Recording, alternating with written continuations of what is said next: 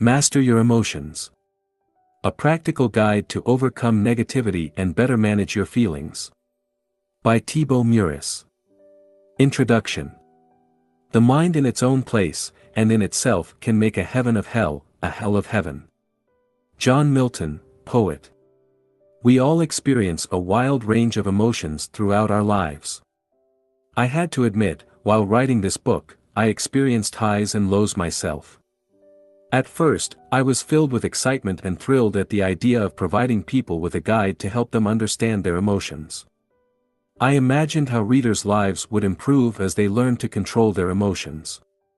My motivation was high and I couldn't help but imagine how great the book would be. Or so I thought. After the initial excitement, the time came to sit down to write the actual book, and that's when the excitement wore off pretty quickly. Ideas that looked great in my mind suddenly felt dull. My writing seemed boring, and I felt as though I had nothing substantive or valuable to contribute. Sitting at my desk and writing became more challenging each day. I started losing confidence. Who was I to write a book about emotions if I couldn't even master my own emotions? How ironic. I considered giving up. There are already plenty of books on the topic, so why add one more? At the same time, I realized this book was a perfect opportunity to work on my own emotional issues. And who doesn't suffer from negative emotions from time to time? We all have highs and lows, don't we? The key is what we do with our lows. Are we using our emotions to grow? Are we learning something from them? Or are we beating ourselves up over them? So, let's talk about your emotions now. Let me start by asking you this. How do you feel right now? Knowing how you feel is the first step toward taking control of your emotions. You may have spent so much time internalizing you've lost touch with your emotions. Perhaps you answered as follows: I feel this book could be useful, or I really feel I could learn something from this book. However, none of these answers reflect how you feel. You don't feel like this, or feel like that, you simply feel. You don't feel like this book could be useful, you think this book could be useful, and that generates an emotion which makes you feel excited about reading it. Feelings manifest as physical sensations in your body, not as an idea in your mind. Perhaps, the reason the word feel is so often overused or misused is because we don't want to talk about our emotions. So, how do you feel now? Why is it important to talk about emotions? How you feel determines the quality of your life. Your emotions can make your life miserable or truly magical. That's why they are among the most important things to focus on. Your emotions color all your experiences. When you feel good, everything seems, feels, or tastes better. You also think better thoughts. Your energy levels are higher and possibilities seem limitless. Conversely, when you feel depressed, everything seems dull. You have little energy and you become unmotivated. You feel stuck in a place, mentally and physically, you don't want to be, and the future looks gloomy.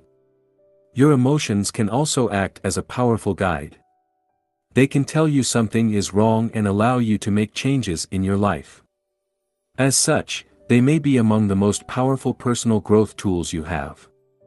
Sadly, neither your teachers nor your parents taught you how emotions work or how to control them. I find it ironic that just about anything comes with a how-to manual, while your mind doesn't.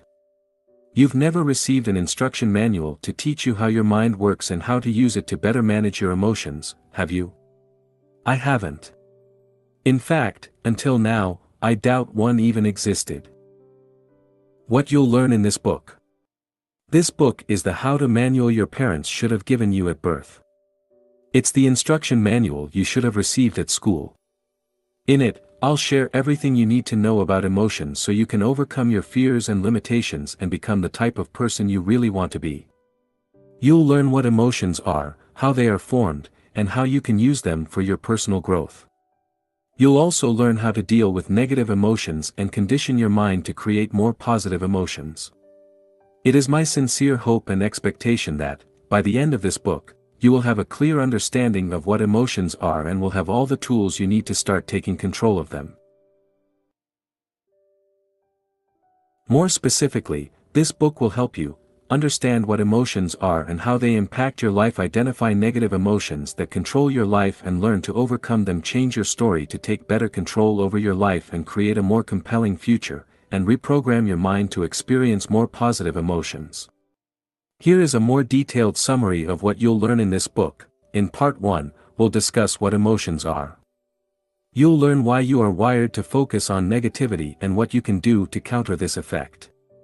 You'll also discover how your beliefs impinge upon your emotions. Finally, you'll learn how negative emotions work and why they are so tricky. In Part 2, we'll go over the things that directly impact your emotions. You'll understand the roles your body, your thoughts, your words, or your sleep play in your life and how you can use them to change your emotions. In Part 3, you'll learn how emotions are formed. You'll also learn how to condition your mind to experience more positive emotions. And finally, in Part 4, we'll discuss how to use your emotions as a tool for personal growth. You'll learn why you experience emotions such as fear or depression and how they work. You'll then discover how to use them to grow. Let's get started. How to use this book. I encourage you to read all the way through this book at least once. After that, I invite you to revisit the book and focus on the sections you want to explore in more depth. In this book, I include a number of different exercises. Though I don't expect you to go through them all, my hope is you'll pick some and apply them in your life. Remember, the results you'll get out of this book depend on how much time and effort you're willing to put in. If you feel this book could be of any use to your family members or friends, make sure to share it with them. Emotions are complex and I believe it would benefit us all to deepen our understanding of the topic. Part 1. What emotions are. Have you ever wondered what emotions are and what purpose they serve? In this section, we'll discuss how your survival mechanism affects your emotions. Then, we'll explain what the ego is and how it impacts your emotions. Finally, we'll discover the mechanism behind emotions and learn why negative emotions can be so hard to deal with. 1. How your survival mechanism affects your emotions. Why people have a bias towards negativity. Your brain is designed for survival, which explains why you're able to read this book at this very moment. When you think about it, the probability of you being born was extremely low. For this miracle to happen, all the generations before you had to survive long enough to procreate. In their quest for survival and procreation, they must have faced death hundreds or perhaps thousands of times.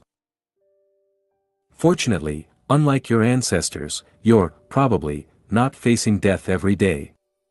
In fact, in many parts of the world, life has never been safer. Yet, your survival mechanism hasn't changed much. Your brain still scans your environment looking for potential threats. In many ways, some parts of your brain have become obsolete. While you may not be seconds away from being eaten by a predator, your brain still gives significantly more weight to negative events than to positive ones. Fear of rejection is one example of a bias toward negativity. In the past, being rejected from your tribe would reduce your chances of survival significantly. Therefore, you learn to look for any sign of rejection, and this became hardwired in your brain. Nowadays, being rejected often carries little or no consequence to your long-term survival. You could be hated by the entire world and still have a job, a roof and plenty of food on the table, yet, your brain is still programmed to perceive rejection as a threat to your survival. This is why rejection can be so painful. While you know most rejections are no big deal, you nevertheless feel the emotional pain. If you listen to your mind, you may even create a whole drama around it. You may believe you aren't worthy of love and dwell on a rejection for days or weeks. Worse still, you may become depressed as a result of this rejection. In fact, one single criticism can often outweigh hundreds of positive ones. That's why, an author with 55-star reviews is likely to feel terrible when they receive a single one-star review. While the author understands the one-star review isn't a threat to her survival, her authorial brain doesn't. It likely interprets the negative review as a threat to her ego, which triggers an emotional reaction. The fear of rejection can also lead you to overdramatize events. If your boss criticized you at work, your brain may see the event as a threat and you now think, what if I'm fired? What if I can't find a job quickly enough and my wife leaves me? What about my kids? What if I can't see them again? While you are fortunate to have such an effective survival mechanism, it is also your responsibility to separate real threats from imaginary ones. If you don't, you'll experience unnecessary pain and worry that will negatively impact the quality of your life. To overcome this bias towards negativity, you must reprogram your mind. One of a human being's greatest powers is our ability to use our thoughts to shape our reality and interpret events in a more empowering way. This book will teach you how to do this. Action Step. Complete the corresponding exercise in the workbook, Section 1. What emotions are? 1. Bias towards negativity. Why your brain's job isn't to make you happy. Your brain's primary job is not to make you happy, but to ensure your survival. Thus, if you want to be happy, you must take control of your emotions rather than hoping you'll be happy because it's your natural state. In the following section, we'll discuss what happiness is and how it works. How dopamine can mess with your happiness. Dopamine is a neurotransmitter which, among other functions, plays a major role in rewarding certain behaviors. When dopamine is released into specific areas of your brain, the pleasure centers, you get a high. This is what happens during exercise, when you gamble, have sex, or eat great food. One of the roles of dopamine is to ensure you look for food so you don't die of starvation, and you search for a mate so you can reproduce. Without dopamine, our species would likely be extinct by now. It's a pretty good thing, right? Well, yes and no. In today's world, this reward system is, in many cases, obsolete. While in the past, dopamine was linked to our survival instinct, the release of dopamine can now be generated artificially. A great example of this effect is social media, which uses psychology to suck as much time as possible out of your life. Have you noticed all these notifications that pop up constantly? They're used to trigger a release of dopamine so you stay connected, and the longer you stay connected, the more money the services make. Watching pornography or gambling also leads to a release of dopamine, which can make these activities highly addictive. Fortunately, we don't need to act each time our brain releases dopamine. For instance, we don't need to constantly check our Facebook news feeds just because it gives us a pleasurable shot of dopamine. Today's society is selling a version of happiness that can make us unhappy. We've become addicted to dopamine largely because of marketers who have found effective ways to exploit our brains. We receive multiple shots of dopamine throughout the day and we love it. But is that the same thing as happiness? Worse than that, dopamine can create real addictions with severe consequences on our health. Research conducted at Tulane University showed that, when given permission to self-stimulate their pleasure center, participants did it an average of 40 times per minute. They chose the stimulation of their pleasure center over food, even refusing to eat when hungry. Korean, Lee Sung-seop is an extreme case of this syndrome. In 2005, Mr. Seop died after playing a video game for 58 hours straight with very little food or water, and no sleep. The subsequent investigation concluded the cause of death was heart failure induced by exhaustion and dehydration. He was only 28 years old. To take control of your emotions, it is essential you understand the role dopamine plays and how it affects your happiness. Are you addicted to your phone? Are you glued to your TV? Or maybe you spend too much time playing video games. Most of us are addicted to something. For some people it's obvious, but for others, it's more subtle. For instance, you could be addicted to thinking. To better control your emotions, it is important to shed the light on your addictions as they can rob you of your happiness. The "one day I will" myth. Do you believe that one day you will achieve your dream and finally be happy?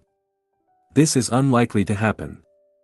You may, and I hope you will, achieve your dream, but you won't live happily ever after. This is just another trick your mind plays on you. Your mind quickly acclimates to new situations, which is probably the result of evolution and our need to adapt continually in order to survive and reproduce. This is also probably why the new car or house you want will only make you happy for a while. Once the initial excitement wears off, you'll move on to crave the next exciting thing. This phenomenon is known as hedonic adaptation. How hedonic adaptation works. Let me share an interesting study that will likely change the way you see happiness. This study, which was conducted on lottery winners and paraplegics, was extremely eye-opening for me. Conducted in 1978, the investigation evaluated how winning the lottery or becoming a paraplegic influence happiness. The study found that 1 year after the event, both groups were just as happy as they were beforehand. Yes, just as happy, or unhappy. You can find more about it by watching Dan Gilbert's TED Talk, The Surprising Science of Happiness here. Perhaps you believe that you'll be happy once you've made it. But, as the above study on happiness shows, this is simply not true. No matter what happens to you, you'll revert back to your predetermined level of happiness once you've adapted to the new event.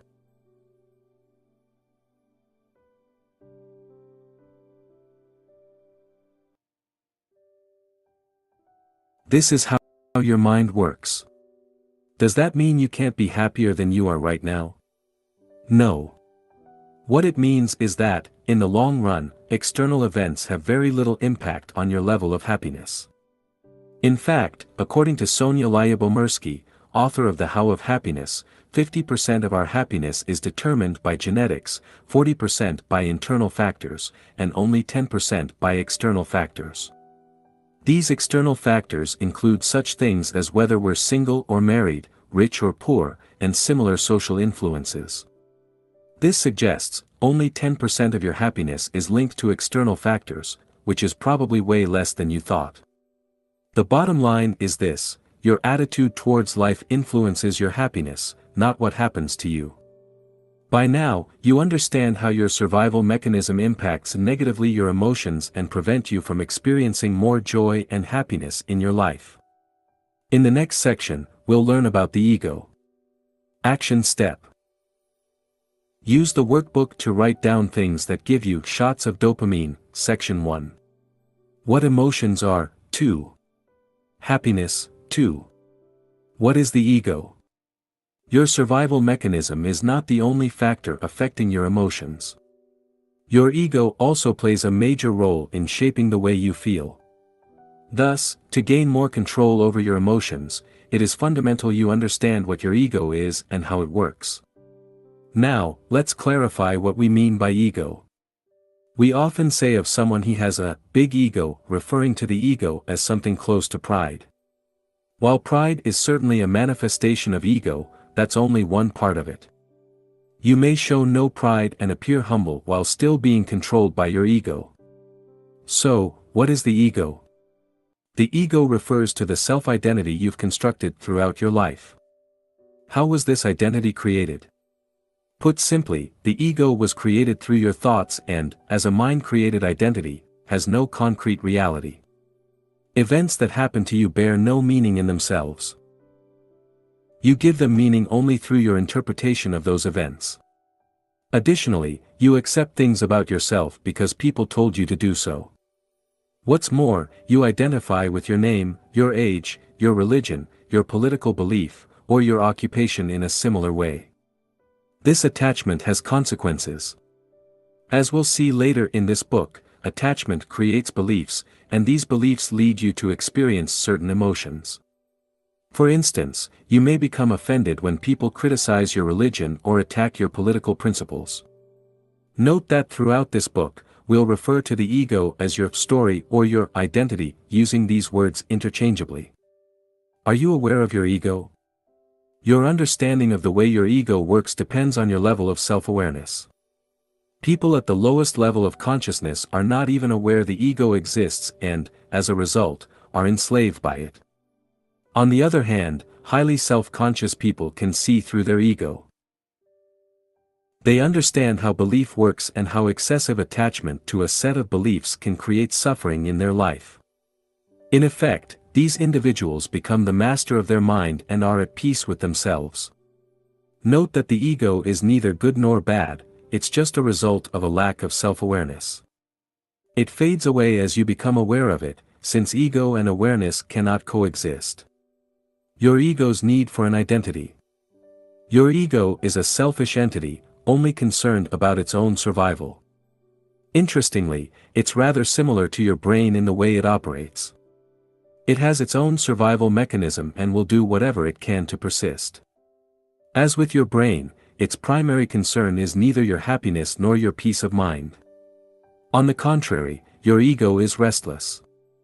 It wants you to be a go-getter. It wants you to do, have and achieve great things so you can become a somebody. As we already mentioned, your ego needs an identity to exist.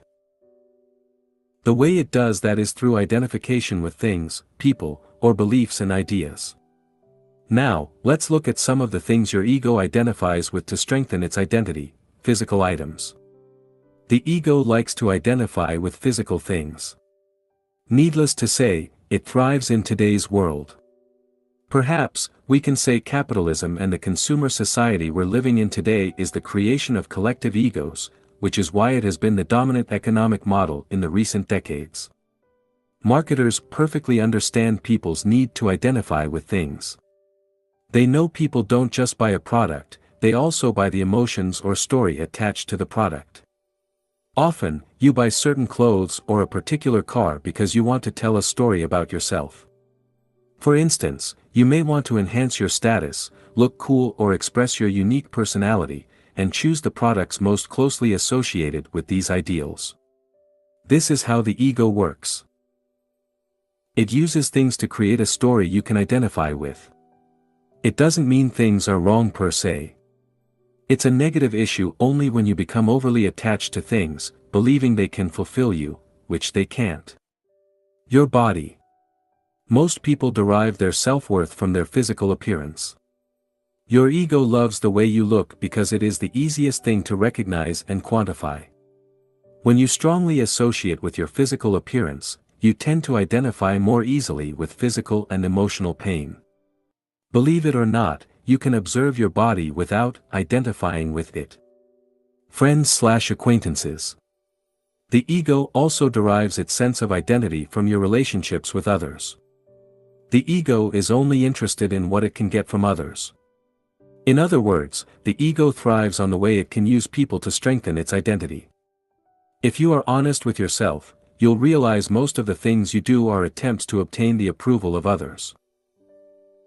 You want your parents to be proud of you, your boss to respect you, and your wife to love you. Now, let's see in more detail how the ego works in the following cases: parent/child relationships. Some parents' egos lead to the creation of a strong sense of attachment and identification with their children. This is based on the false belief their children are their possessions. As a result, they try to control their children's lives and use them to live the life they wanted to live when they were younger. This is called living vicariously through your children. You see this all the time. Next time you watch a junior soccer, or baseball, game, watch the parents on the touchline to see how some react. Try spotting the parents living vicariously. They are the ones screaming the loudest, and not simply in encouragement. This may happen largely unconsciously. Couples. The feeling of needing someone is very much a play of the ego as well.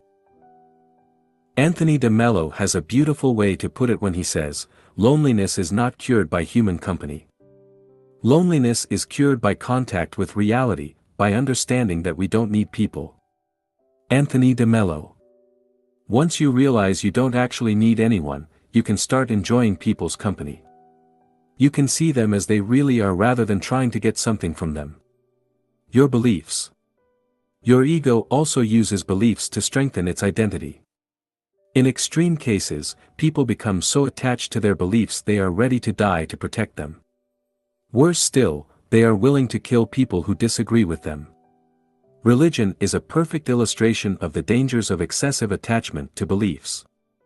The ego will use any belief to strengthen its identity, whether these beliefs are religious, political, or metaphysical. Other objects of identification. Now let's have a look at a non-exhaustive list of things your ego generally derives its identity from: your body, your name, your gender, your nationality, your culture, your family/friends, your beliefs, political beliefs, religious, etc. Your personal story, your interpretation of the past, your expectations regarding the future. Your problems, illnesses, financial situation, victim mindset, etc. Your age. Your job. Your social status. Your role, as employee, homemaker, parental status, employment status, etc. Material items, your house, car, clothes, phone, etc. Your desires. The ego's main characteristics. Here are some main characteristics of the ego. The ego tends to equate having with being, which is why the ego likes to identify with objects. The ego lives through comparison. Your ego likes to compare itself with other egos. The ego is never satisfied. Your ego always wants more. More fame, more stuff, more recognition, and so on. The ego's sense of self-worth often depends on the worth you have in the eyes of others. Your ego needs the approval of other people to feel valued. The ego's need to feel superior. Your ego wants to feel superior to other egos. It wants to stand out and needs to create artificial separations to do that. Here are some stratagems it employs, enhancing its value through people. If you have smart/famous friends, your ego will associate with them to strengthen its identity. This is why some people love to tell others how smart, rich, or famous their friends are. Gossiping. People gossip because it makes them feel different and superior in some way. This is why some people like to put other people down and talk behind their back. It makes them, and everybody else in their gossiping group, feel superior. Manifesting an inferiority complex. This hides a desire to be better than others. Yes, even in this case, people want to feel superior. Manifesting a superiority complex. This hides the fear of not being good enough. Looking for fame. This offers the illusion of superiority, which is why people often dream of becoming famous. Being right. The ego loves to be right. It's a great way for it to affirm its existence. Have you noticed that everybody, from Adolf Hitler to Nelson Mandela, believe they're doing the right thing? Most people think they are correct. But can everybody be right? Complaining. When people complain, by definition they believe they are right and others are wrong. It works with objects as well. Have you ever bumped into a table and complained or even insulted it? I have, and the darn table was wrong to be in my way, wasn't it? Seeking attention. The ego likes to stand out. It loves recognition, praise, or admiration. To seek attention, people may also commit crimes, wear eccentric clothes, or have tattoos all over their body. Your ego's impact on your emotion. Understanding the way your ego works can help you better control your emotions. To do this, you must first realize your current story is the result of a strong identification with people, things, or ideas. This strong identification is the root of many of the negative emotions you experience in your life. For instance, when life doesn't unfold according to your personal story, you get upset, or when someone challenges one of your beliefs, you become defensive. In short, most of your emotions are based on your personal story and the way you perceive the world. As you replace your current story with a more empowering one, while, at the same time, letting go of your excessive attachment to things, people, or ideas, you will be able to experience more positive emotions. Later in this book, we'll see how you can change the way you interpret events. Action step. Take a few minutes to answer the questions in the workbook, Section 1. What emotions are? 3. The nature of the ego. 3. The nature of emotions. Emotions can be tricky. In this section, we'll discuss in depth how they work. By understanding the mechanism behind emotions, you'll be able to manage them more effectively as they arise. The first thing to understand is that emotions come and go. One moment you feel happy, the next you feel sad. While you do have some control over your emotions, you must also recognize their unpredictable nature. If you expect to be happy all the time, you set yourself up for failure. You then risk blaming yourself when you fail to be happy, or even worse, beat yourself up for it. To start taking control of your emotions, you must accept they are transient. You must learn to let them pass without feeling the need to identify strongly with them. You must allow yourself to feel sad without adding commentaries such as, "I shouldn't be sad," or "What's wrong with me?"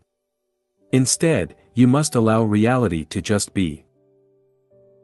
No matter how mentally tough you are, you'll still experience sadness, grief or depression in your life, hopefully not at the same time, and not continually.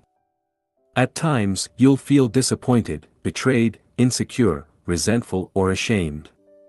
You'll doubt yourself and doubt your ability to be the person you want to be. But that's okay because emotions come, but, more importantly, they go. Your negative emotions are not bad or useless. You may blame yourself for experiencing negative emotions or, perhaps, you see yourself as mentally weak. You may even believe something is wrong with you. However, despite what your inner voice may say, your emotions aren't bad. Emotions are simply emotions. Nothing more. As such, being depressed doesn't make you less of a person than you were 3 weeks ago when you were happy. Feeling sad now doesn't mean you'll never be able to laugh again. Remember this: the way you interpret emotions, as well as the blame game you engage in, creates suffering, not the emotions themselves. In fact, negative emotions can actually be helpful. Sometimes, you need to touch rock bottom before you can reach the top. Even the toughest people on earth become depressed. Elon Musk never imagined he would have a mental breakdown, but he did, and he bounced back. After losing his fiancée, Abraham Lincoln was depressed for months. This tragic event didn't prevent him from becoming President of the United States. Negative emotions often serve a purpose. They may serve as a wake-up call. They may help you learn something positive about yourself. Of course, when you're under their spell, it may be difficult to look at the bright side of things, but in hindsight, you may realize emotions, even sad ones, had their role to play in your ultimate success. The positive role of negative emotions. Your emotions are not here to make your life harder, but to tell you something. Without them, you wouldn't grow. Think of your negative emotions as the emotional equivalent of physical pain. While you hate being in pain, if you didn't have pain, chances are you would be dead by now. Physical pain sends a powerful signal that something is wrong, nudging you to take action of some kind. It could be to consult your doctor, which may lead you to undergo surgery, change your diet, or increase exercise. Without physical pain, you wouldn't do any of these things and your situation would worsen, potentially leading to a premature death. Emotions work the same way. They signal you to do something about your current situation. Perhaps, you need to let go of some people, quit your job, or remove a disempowering story that creates suffering in your life. The fleeting nature of emotions. No matter how depressed you are, how much grief you're experiencing, or how horrible you feel at a given point in time, this shall pass. Look at some of the negative emotions you experienced in the past. Remember the worst times in your life. During these most difficult periods, you were probably so caught up in your emotions you imagined never being able to escape them. You couldn't imagine being happy again. But even these episodes ended. Eventually, the clouds dissipated and the real you shone again. Your emotions come and they go. Your depression will go, your sadness will vanish and your anger will fade away. Bear in mind, if you experience the same emotions repeatedly, it probably means you hold disempowering beliefs and need to change something in your life. We'll discuss how later. If you suffer from severe, chronic depression, it might be a good idea to consult a specialist. The trickiness of emotions. Have you ever felt you'll never be happy again? Have you ever been so attached to your emotions you thought they'll never go away? Don't worry, it's a common feeling. Negative emotions act as a filter that taints the quality of your experiences. During a negative episode, every experience is perceived through this filter. While the world outside may remain the same, you will experience it in a completely different way based on how you feel. For instance, when you're depressed, you don't enjoy the food you eat, the movie you see, or the activities in which you engage. You only see the negative side of things, feeling trapped and powerless. On the other hand, when you're in a positive mood, everything in life appears better. Food tastes great, you're naturally friendlier, and you enjoy all the activities you partake in. You may now believe that, armed with the knowledge you have gained from this book, you'll never be depressed again. Wrong. You'll keep experiencing sadness, frustration, depression, or resentment, but hopefully, each time these occur, you'll become wiser and wiser, remembering that this too shall pass. I have to admit, I can easily be fooled by my emotions. While I know I am not my emotions, I still give them too much credit and fail to realize they are just temporary visitors. More importantly, I fail to remember they are not me. Emotions always come and go, but I remain. Once the emotional storm has passed, I generally feel like an idiot for having taken my emotions so seriously. Do you? Interestingly, external factors might not be, and often aren't, the direct cause of a sudden change in your emotional state. You can be in the exact same situation, with the same job, the same amount of money in your bank account, and have the same problems as always, but experience radically different emotional states. In fact, if you look at your past, this is often what happens. You are mildly depressed for a couple of hours or a few days, before bouncing back to your default emotional state. During this period of emotional stress, your environment doesn't change at all. The only thing that changes is your internal dialogue. I encourage you to make a conscious effort to notice whenever such events happen and start seeing through your emotions' trickery.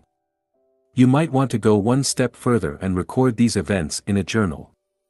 By doing so, you will gain a deeper understanding of how emotions work and, as a result, you will be better equipped to manage them. The evil power of emotions. An emotion usually represents an amplified energized thought pattern, and because of its often overpowering energetic charges, it is not easy initially to stay present enough to be able to watch it. It wants to take you over, and it usually succeeds, unless there is enough presence in you. Eckhart Tolle, The Power of Now. Negative emotions are like a spell. While you're under their influence, breaking free from them seems impossible. You may know dwelling on the same thoughts is pointless, yet you can't help but go along with the flow. Feeling an intense pull, you keep identifying with your thoughts and, as a result, feel worse and worse. When this happens, no rational argument seems to work. The more these emotions fit your personal story, the stronger the pull becomes. For instance, if you believe you aren't good enough, you may experience negative emotions such as guilt or shame each time you judge what you do is not good enough. Because you've experienced these emotions so many times before, they have become an automatic response. For more information on how the identification with emotions works, refers to the section Identification. The filtering power of emotions. Your emotional state can drastically affect your outlook on life, leading you to act and behave differently. When you're in a positive state, you have more energy available. This gives you more confidence in everything you do. An openness to consider new actions that could improve your life. The ability to leave or break out of your comfort zone, more emotional room to persevere during tough times, better ideas and enhanced creativity, and easy access to positive emotions within the same emotional range. When you're in a negative state of mind, you have less energy available, giving you a lack of confidence that affects everything you do, a lack of motivation that reduces the scope of actions you're willing to take. A reluctance to take on new challenges and leave your comfort zone. A reduced ability to persevere in face of setbacks, and a propensity to attract negative thoughts within the same emotional range. Let's have a look at a real example.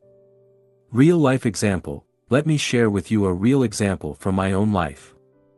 Both cases happened under the same external conditions. The only difference was my emotional state at the time. Case 1, feeling excited about my online business, more confidence in everything I do, I feel as though my ideas are good. I'm excited to work on my books and eager to write articles. I am open to sharing my work and promoting it. An openness to consider new courses of action, I am open to new ideas or to work on a new project. I can think of ways to collaborate with other authors and start building a new coaching program to offer my audience. The ability to get out of my comfort zone, it becomes easier for me to push myself beyond my comfort zone. I may contact people I don't know, or run Facebook Lives for instance. More emotional room to persevere, I stick to my projects even when I lack motivation. Better ideas and enhanced creativity, I am open to new ideas. I might come up with new ideas for books, articles or other creative projects. Easy access to more positive emotions, I attract more positive emotions. At the same time, my mind rejects negative thoughts more easily, by refusing to identify with them. Case 2, feeling mildly depressed due to my lack of results, a lack of confidence, I start doubting myself and all the projects I'm currently working on. Suddenly, everything I do becomes useless or not good enough. Thoughts like, what's the point, I'm not going to make it, or I'm stupid, cross my mind. Needless to say, promoting myself becomes a major challenge. A lack of motivation, I don't feel like doing anything. I'm attacked by, and am unable to escape, negative thoughts. I have the same negative thoughts again and again, which repeat like a broken record. They seem so real and taint all my experiences. A difficulty to take on new challenges, I have little energy left over to leave my comfort and undertake challenging projects. A reduced ability to persevere, I have difficulty finishing tasks and I procrastinate over tasks I should be working on. A propensity to attract negative thoughts, I attract more and more negative thoughts. Although these thoughts may have been crossing my mind before, now they stick fast. By identifying with these thoughts, I generate more negative emotions. Both cases happened only a few days apart. The external environment was the exact same, but my emotional state was radically different and led me to take different actions. The magnetic power of emotions. Your emotions act like magnets. They attract thoughts on the same wave. That's why, when you're in a negative state, you easily attract other negative thoughts, and by latching onto these thoughts you make the situation worse. As Eckhart Tolle wrote in The Power of Now, often, a vicious circle builds up between your thinking and the emotion, they feed each other. The thought pattern creates a magnified reflection of itself in the form of an emotion, and the vibrational frequency of the emotion keeps feeding the original thought pattern. Eckhart Tolle. Now, let's see what you can do to break free from that magnetic power. Breaking the magnetic power of emotions. Let's say you have a bad day at work and you're in a terrible mood. The negative state you're in causes you to attract more negative thoughts. Suddenly, you fixate on the fact you're still single at 30 and start beating yourself up over it. Then, you blame yourself for being overweight. You also remember you have to go to the office the following Saturday, which reminds you how much your job sucks. Do you see how much easier it is to attract negative thoughts when you're feeling low? To prevent this from happening, it is essential you remove the habit of clustering negative thoughts together. Real life example, I have knee problems, which prevents me from practicing many sports. Since I've always loved sports, these injuries have been a source of emotional pain. Fortunately, I seldom feel pain in my knees, but when I do, it can trigger negative emotions. One day, as I was observing my thought process, we all have different hobbies, haven't we? I realized experiencing pain in my knees negatively affected my mood, triggering more negative emotions in a negative feedback loop. The pain would cause me to focus on all the things that were going wrong, from my work to my personal life. As a result, I would experience negative emotions for hours, or even days. The point I'm making is, no matter how great your life is, if you spend most of your time focusing on your problems, you'll become depressed. Thus, to reduce negative emotions, you must learn to compartmentalize your issues. Don't let your mind overdramatize things by clustering unrelated issues. It will only make you feel worse. Instead, remember that negative emotions exist only in your mind. Taken separately, most of your issues aren't such a big deal, and there is no rule that says you have to solve them all at once. Start noticing how you feel. Record your negative emotions. Look at what triggers them. The more you do this, the more you will uncover certain patterns.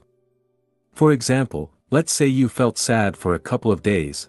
Ask yourself the following questions. What triggered my emotions? What fueled them over the 2-day period? What story was I telling myself? How and why did I get out of my slump? What can I learn from this episode? Answering these questions will be invaluable and will greatly help you deal with similar issues in the future. Your emotional accessibility. We previously saw you attract thoughts that matched your emotional state. The opposite is also true. You can't attract thoughts that are out of sync with how you feel at any given time. Even if you tried to think positive thoughts, your mind wouldn't be receptive to them. This is why during periods of sadness, while positive thoughts may cross your mind from time to time, you won't be able to associate with them and you won't be able to change your emotional state. Your emotional set point. Have you ever been told to cheer up when you were grieving, or express gratitude when you were depressed? Did it help? It probably didn't. This is because the emotional state you were in didn't allow you access to these emotions. In their book, Ask and It Is Given, Esther and Jerry Hicks offer a model to explain how emotional ranges are connected and how we can move up the ladder from negative to more positive emotions.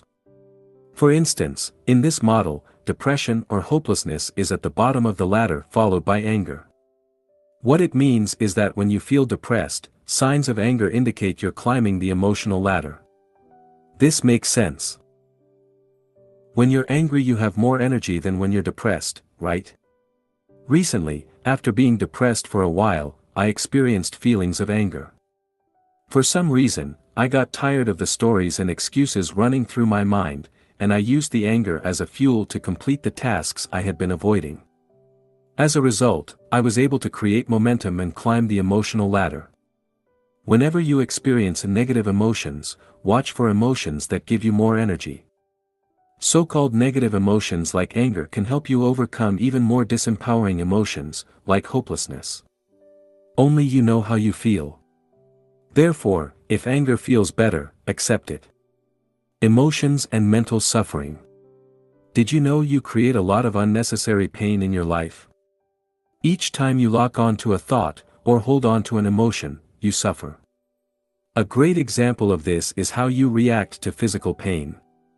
Whenever you feel pain, your first reaction is to interpret it. When you do so, you generate negative thoughts. Your identification with these thoughts is what creates mental suffering. Below are some of the thoughts that may cross your mind in these situations. What if this pain never goes away? What if I can't do X, Y, Z anymore because of the pain? What if it gets worse?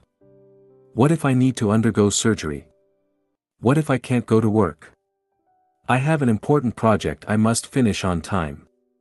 With this pain, today's going to be challenging. I don't have money. How will I pay hospital bills if things get worse?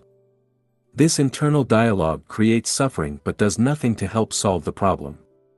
You can still function properly and take appropriate actions without dwelling on any of the above worries. Negative emotions are not the problem, the mental suffering you create out of these emotions is. Another example of mental suffering is procrastination. Have you ever delayed starting a task for days or weeks just to realize it wasn't a big deal once you'd completed it? I have. What was the most exhausting part, the task itself, or the time you spent worrying about it? Or perhaps you didn't sleep long enough and keep telling yourself today's going to be a rough day. As you imagine all the tasks you need to do, you already feel exhausted. Psychologists have shown that mental suffering is what consumes most of your energy. After all, sitting at a desk all day shouldn't be that tiring, yet many of us feel exhausted at the end of the day. In his classic book, How to Stop Worrying and Start Living, Dale Carnegie wrote the following: one of America's most distinguished psychiatrists, Dr. A. Brill, goes even further. He declares, 100% of the fatigue of the sedentary worker in good health is due to psychological factors, by which we mean emotional factors. Dale Carnegie. People inflict a tremendous amount of suffering on themselves.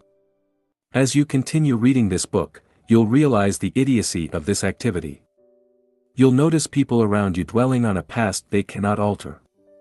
You'll see your family members and friends worrying about a future they cannot predict. You'll witness people having the same repeated thoughts, running in circles to fight a problem that exists only in their mind. For thousands of years, mystics have told us that problems are in our mind. They have repeatedly invited us to look within. Yet, today, how many people are listening? Too many of us are addicted to our problems. Instead of letting go, we complain, we play the victim, we blame other people, or we discuss our problems without doing anything to solve them. To reduce this mental suffering, we must refuse to interpret our emotions in a negative and disempowering way. Why problems don't exist? If we go one step further and look at reality in an objective way, we can say that problems don't actually exist. Here is why: what you don't focus on doesn't exist, a problem only exists when you give it your attention. From your mind's perspective, what you don't give any thought to doesn't exist. Let's take a hypothetical example. Imagine you lost your legs. If you accept that fact immediately and refuse to give it any thought, there will be no problem and thus, no mental suffering. You would simply be living in reality. Of course, that's usually not what happens. A problem exists only in time, a problem can only exist in the past or in the future. And where do the past and future exist? In your mind. To acknowledge a problem, you must use your thoughts, and thoughts exist in time, not in the present moment. A problem needs to be labeled as a problem to actually exist. A problem exists only when you interpret a situation as being a problem. Otherwise, there is no problem. This concept may be hard to grasp at first, but it's a key theory.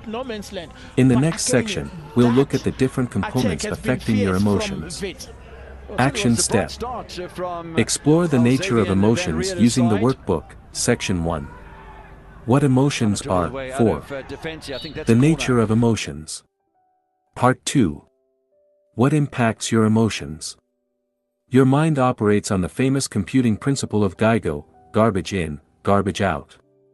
If you do ill, speak ill, and think ill, the residue is going to leave you sick. If you do well, speak well, and think well, the outcome is going to be well. OSAMT. Emotions are complex, and a variety of factors influence how you feel. In this section, we'll cover some of the elements affecting what drives your emotions. The good news is, you have some control over them.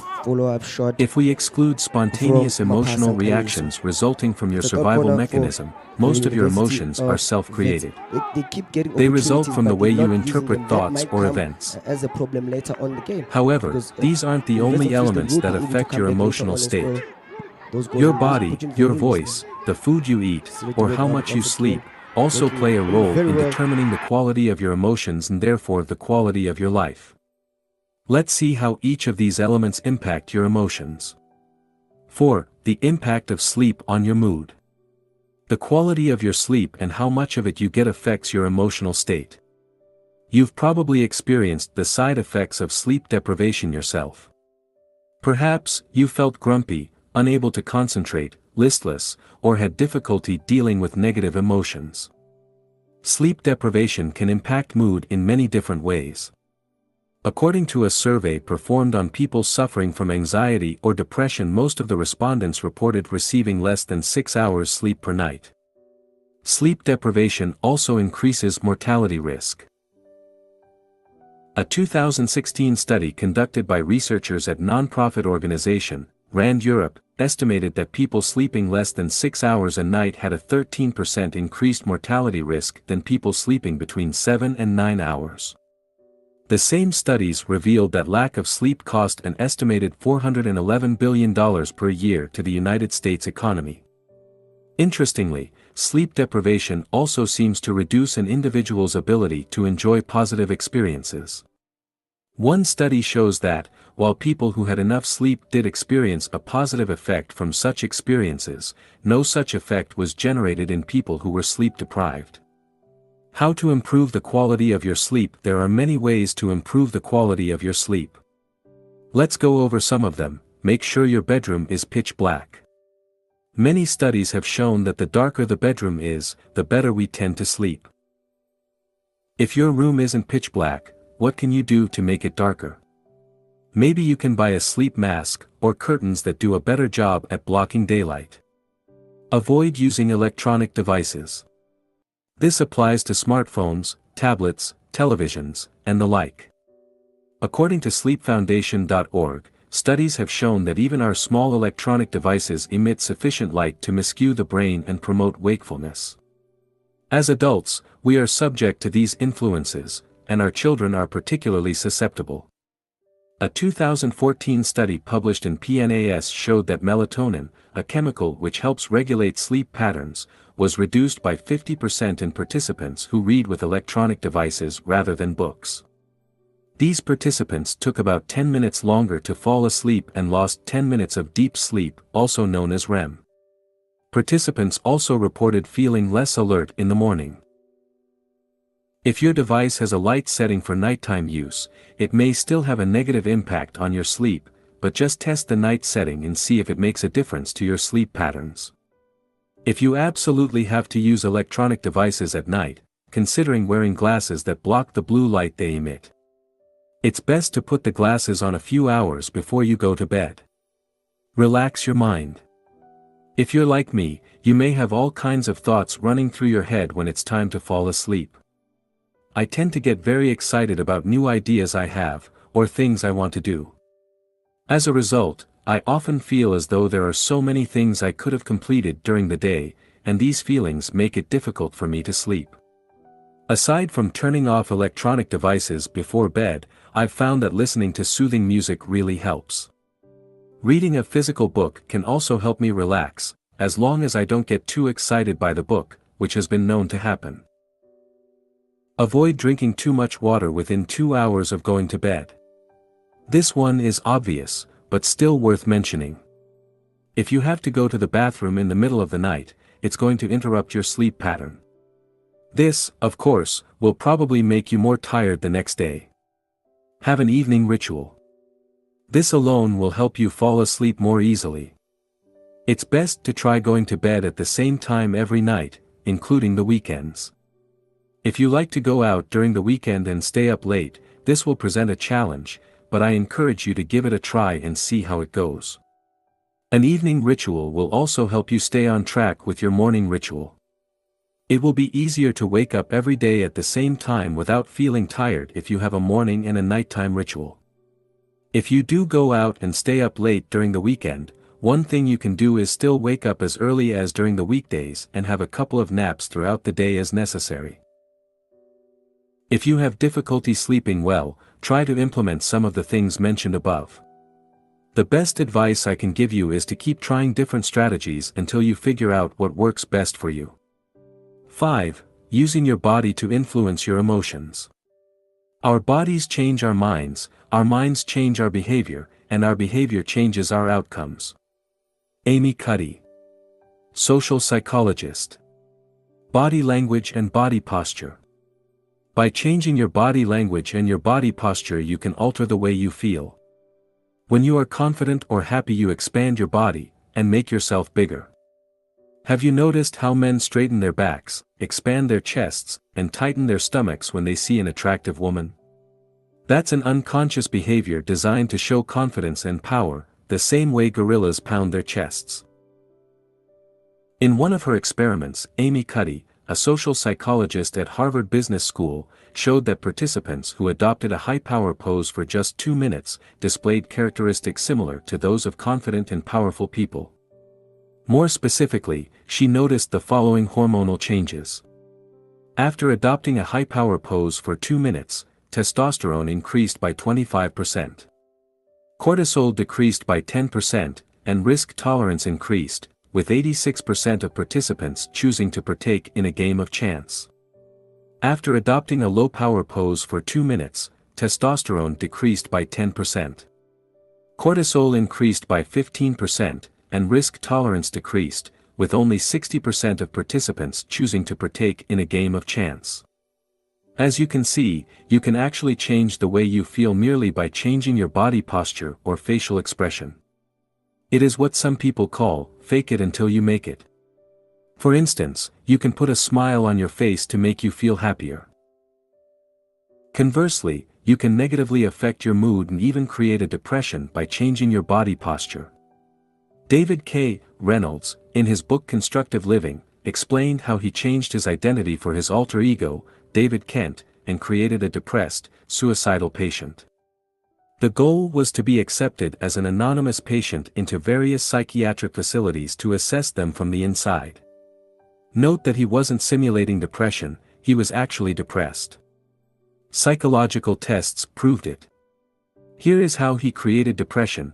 Depression can be created by sitting slouched in a chair, shoulders hunched, head hanging down. Repeat these words over and over. There's nothing anybody can do. No one can help. It's hopeless. I'm helpless. I give up. Shake your head, sigh, cry.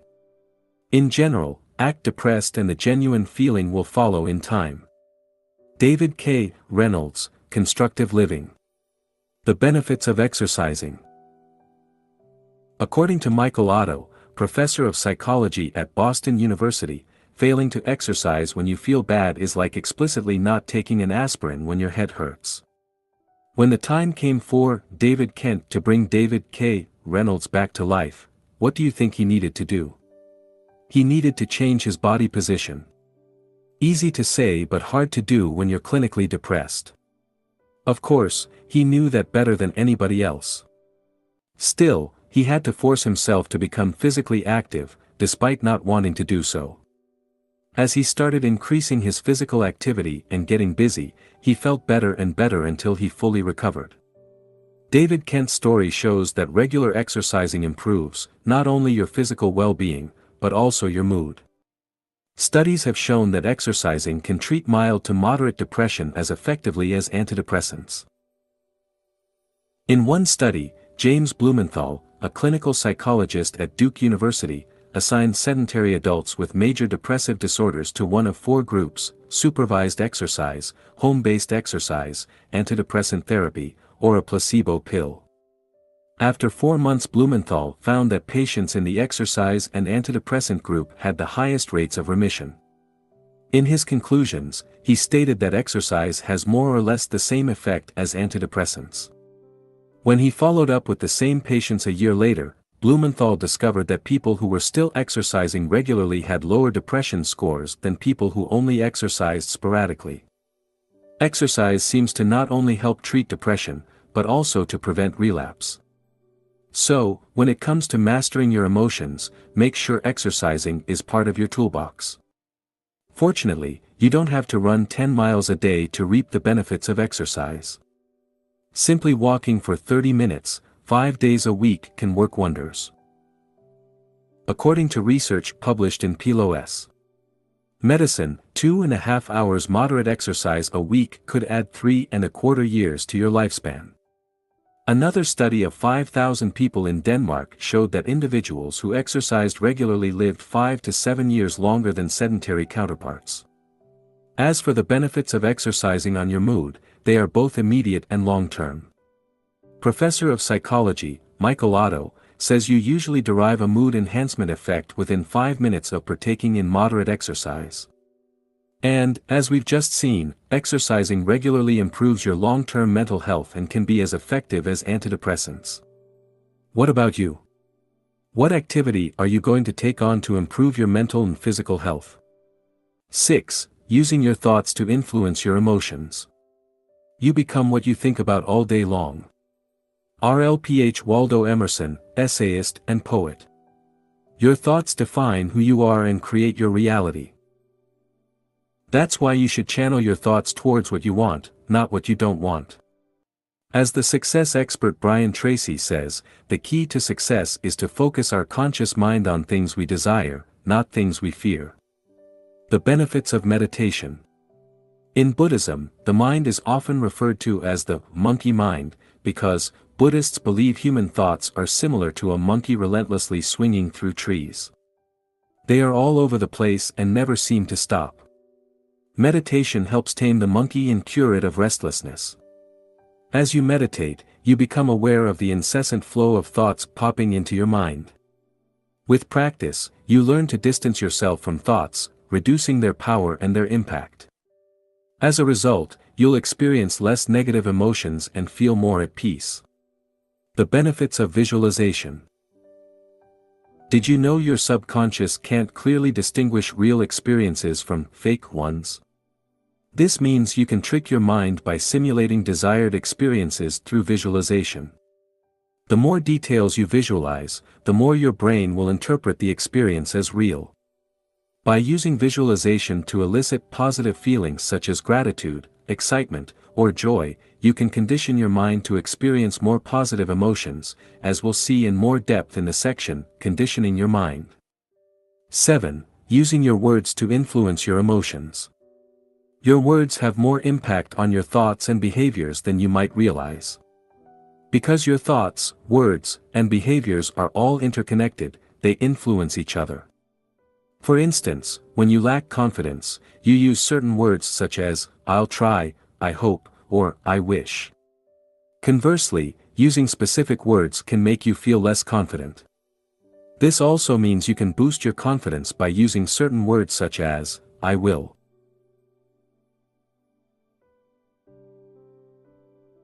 For instance, saying, "I will change career," or "I will complete this project by the end of this month," will make you feel more confident than saying, "I hope I can change career," or "I'll try to complete this project by the end of this month." To enhance your confidence, replace words that show self-doubt with words that display confidence as shown below. Words to be avoided: would / could / should / might try / hope / wish. Maybe / perhaps. If everything is okay. If everything goes well. Words to be used instead: I will. Absolutely.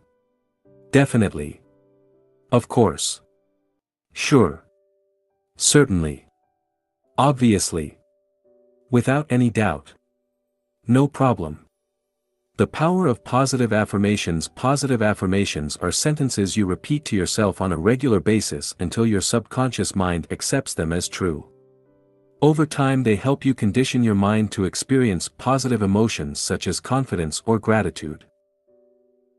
For more information on how to condition your mind, refer to the section, Conditioning Your Mind. How to use positive affirmation. Use the present tense and not the future tense, I am, not, I will. Avoid negative forms like, I am not shy. Instead, use, I am confident.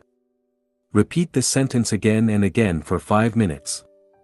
Do it every single day without exception for a month, and preferably longer. Use visualization at the same time and involve your emotions. Some examples of powerful affirmations: I love being confident. I am independent of the good or bad opinions of others. I am beneath no one and no one is beneath me.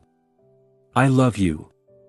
Add your name and say it while looking into your eyes in the mirror, e.g., I love you, Thibaut. Awkward, isn't it? Thank you. Exercise. Use positive affirmation for 5 minutes daily. Notice words that show a lack of commitment, confidence, or assertiveness. Go over your emails before you send them and remove phrases such as, I'll try, I should, I hope, etc. Replace them with, I will, or something equally assertive. For the next 3 weeks, challenge yourself to avoid using words showing a lack of confidence. Additional tip, the world-famous life coach, Tony Robbins, has been using what he calls incantation for decades before meeting a client or holding a seminar.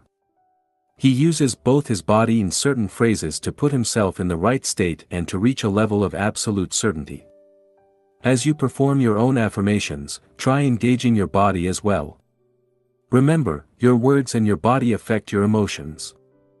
8. How your breathing affects your emotions. You can stay without food or sleep for days, but you cannot survive past a few minutes without oxygen. While breathing should happen naturally, the truth is that many people don't know how to breathe properly. As a result, they don't generate as much energy as they could. These individuals tire more easily than others, which affects their mood and make them more prone to experience negative emotions. Proper breathing benefits you in different ways. Slowing your breathing helps reduce anxiety. In breath walk, breathing your way to a revitalized body, mind and spirit, Guru Charan Singh Khalsa and Yogi Bhajan mentioned the following benefits from slow breathing: 8 breathing cycles per minute, relief from stress and increased awareness. For breathing cycles per minute, intense feelings of awareness, increased visual clarity, heightens bodily sensitivity. 1 breathing cycle per minute, optimized cooperation between brain hemispheres, dramatic calming of anxiety, fear, and worry. Rapid breathing such as the breath of fire, allows you to release stress, be more alert and have more energy alongside with other benefits. You can watch a tutorial video here. For a more general overview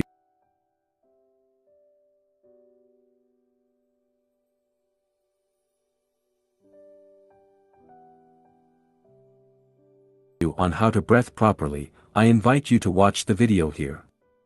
For more on how to use breathing to change your mood, you can refer to Breath Walk, Breathing Your Way to a Revitalized Body, Mind and Spirit, or search out other books on breathing. 9. How your environment affects your emotions. Your environment also influences the way you feel. By environment, I mean everything around you can affect you in some way. It could be people you hang out with, TV shows you watch, or the place you live. For instance, negative relatives may drag you down, while a messy desk may be demotivating. I've noticed that when I feel demotivated, decluttering my desk, cleaning my room, or reorganizing files on my computer often gives me a boost of motivation. For more on how you can use your environment to change your emotions, see the section, Changing Your Environment. 10. How music affects your emotions. We all know music affects our mood. Who hasn't listened to Rocky's song while working out? For instance, music can help you relax when you're tired, motivate you when you're in a slump, help you persevere when you're at the gym, help you access feelings of gratitude, and put you in a positive mood state. Some studies have shown that listening to positive music can help people boost their mood. In a study conducted in 2012, participants reported higher positive mood after listening to a positive song for just 12 minutes, 5 times, over a 2-week period. Interestingly, it only worked with participants who were told to make an effort to boost their mood. Other participants didn't report such mood improvement. Another study conducted in 2014 showed that music can help reduce negative mood and boost self-esteem as indicated below. Specifically, the most significant results of the music interventions on the psychological side can be identified in the aspects more closely related to mood, especially in the reduction of the depressive and anxieties component, and in the improvement of the emotional expression, communication and interpersonal skills, self-esteem and quality of life. Valerie N. Stratton, Ph.D. and Annette H. Zalanowski, of Penn State University, also studied the effect of music on mood. They asked their students to keep music diaries for 2 weeks. Stratton concluded that, not only did our sample of students report more positive emotions after listening to music, but their already positive emotions were intensified by listening to music. Interestingly, the music genre and the context in which students listened to the music didn't affect the result. Students' mood improved whether they listened to rock or classical music, or whether they were at home, driving, or socializing. Using music to condition your mind. You can go one step further and use the power of music to condition your mind by creating playlists tailored to your emotional needs. Building playlists is time-consuming, but well worth the effort. The world-class endurance athlete and coach, Christopher Bergland, uses music to help him stay motivated and perform at his best. This is what he wrote in an article published in Psychology Today. As an athlete, I developed an ideal mindset for peak performance and used an arsenal of time-tested songs to fortify this alter ego and invincible state of mind. During my training and races, it became obvious that even in really horrible weather conditions, or when I was physically suffering, that I could use music, and my imagination, to create a parallel universe that had little to do with reality. I used music to stay optimistic and see the glass as perpetually half full while doing ultra-endurance races. You can use music as a tool when you work out or in your daily life the same way. Christopher also enjoys listening to specific songs before a big interview or when he does public speaking. Personally, I like to listen to songs that make me feel grateful. What about you? How can you use music to improve your mood? Exercise. Experiment with different types of music. Experiment with different types of music and see how you can use them to boost your mood. For instance, you could use music to help you meditate, work out, or do your homework. As you do so, keep the following points in mind. Everybody is different. Don't listen to a song because it's popular. Listen to it because it makes you feel the way you want to feel. We all have different musical tastes. The only thing that matters is how you feel when you listen to music. Keep experimenting, listen to different types of music and see how they make you feel. Are you inspired? Motivated?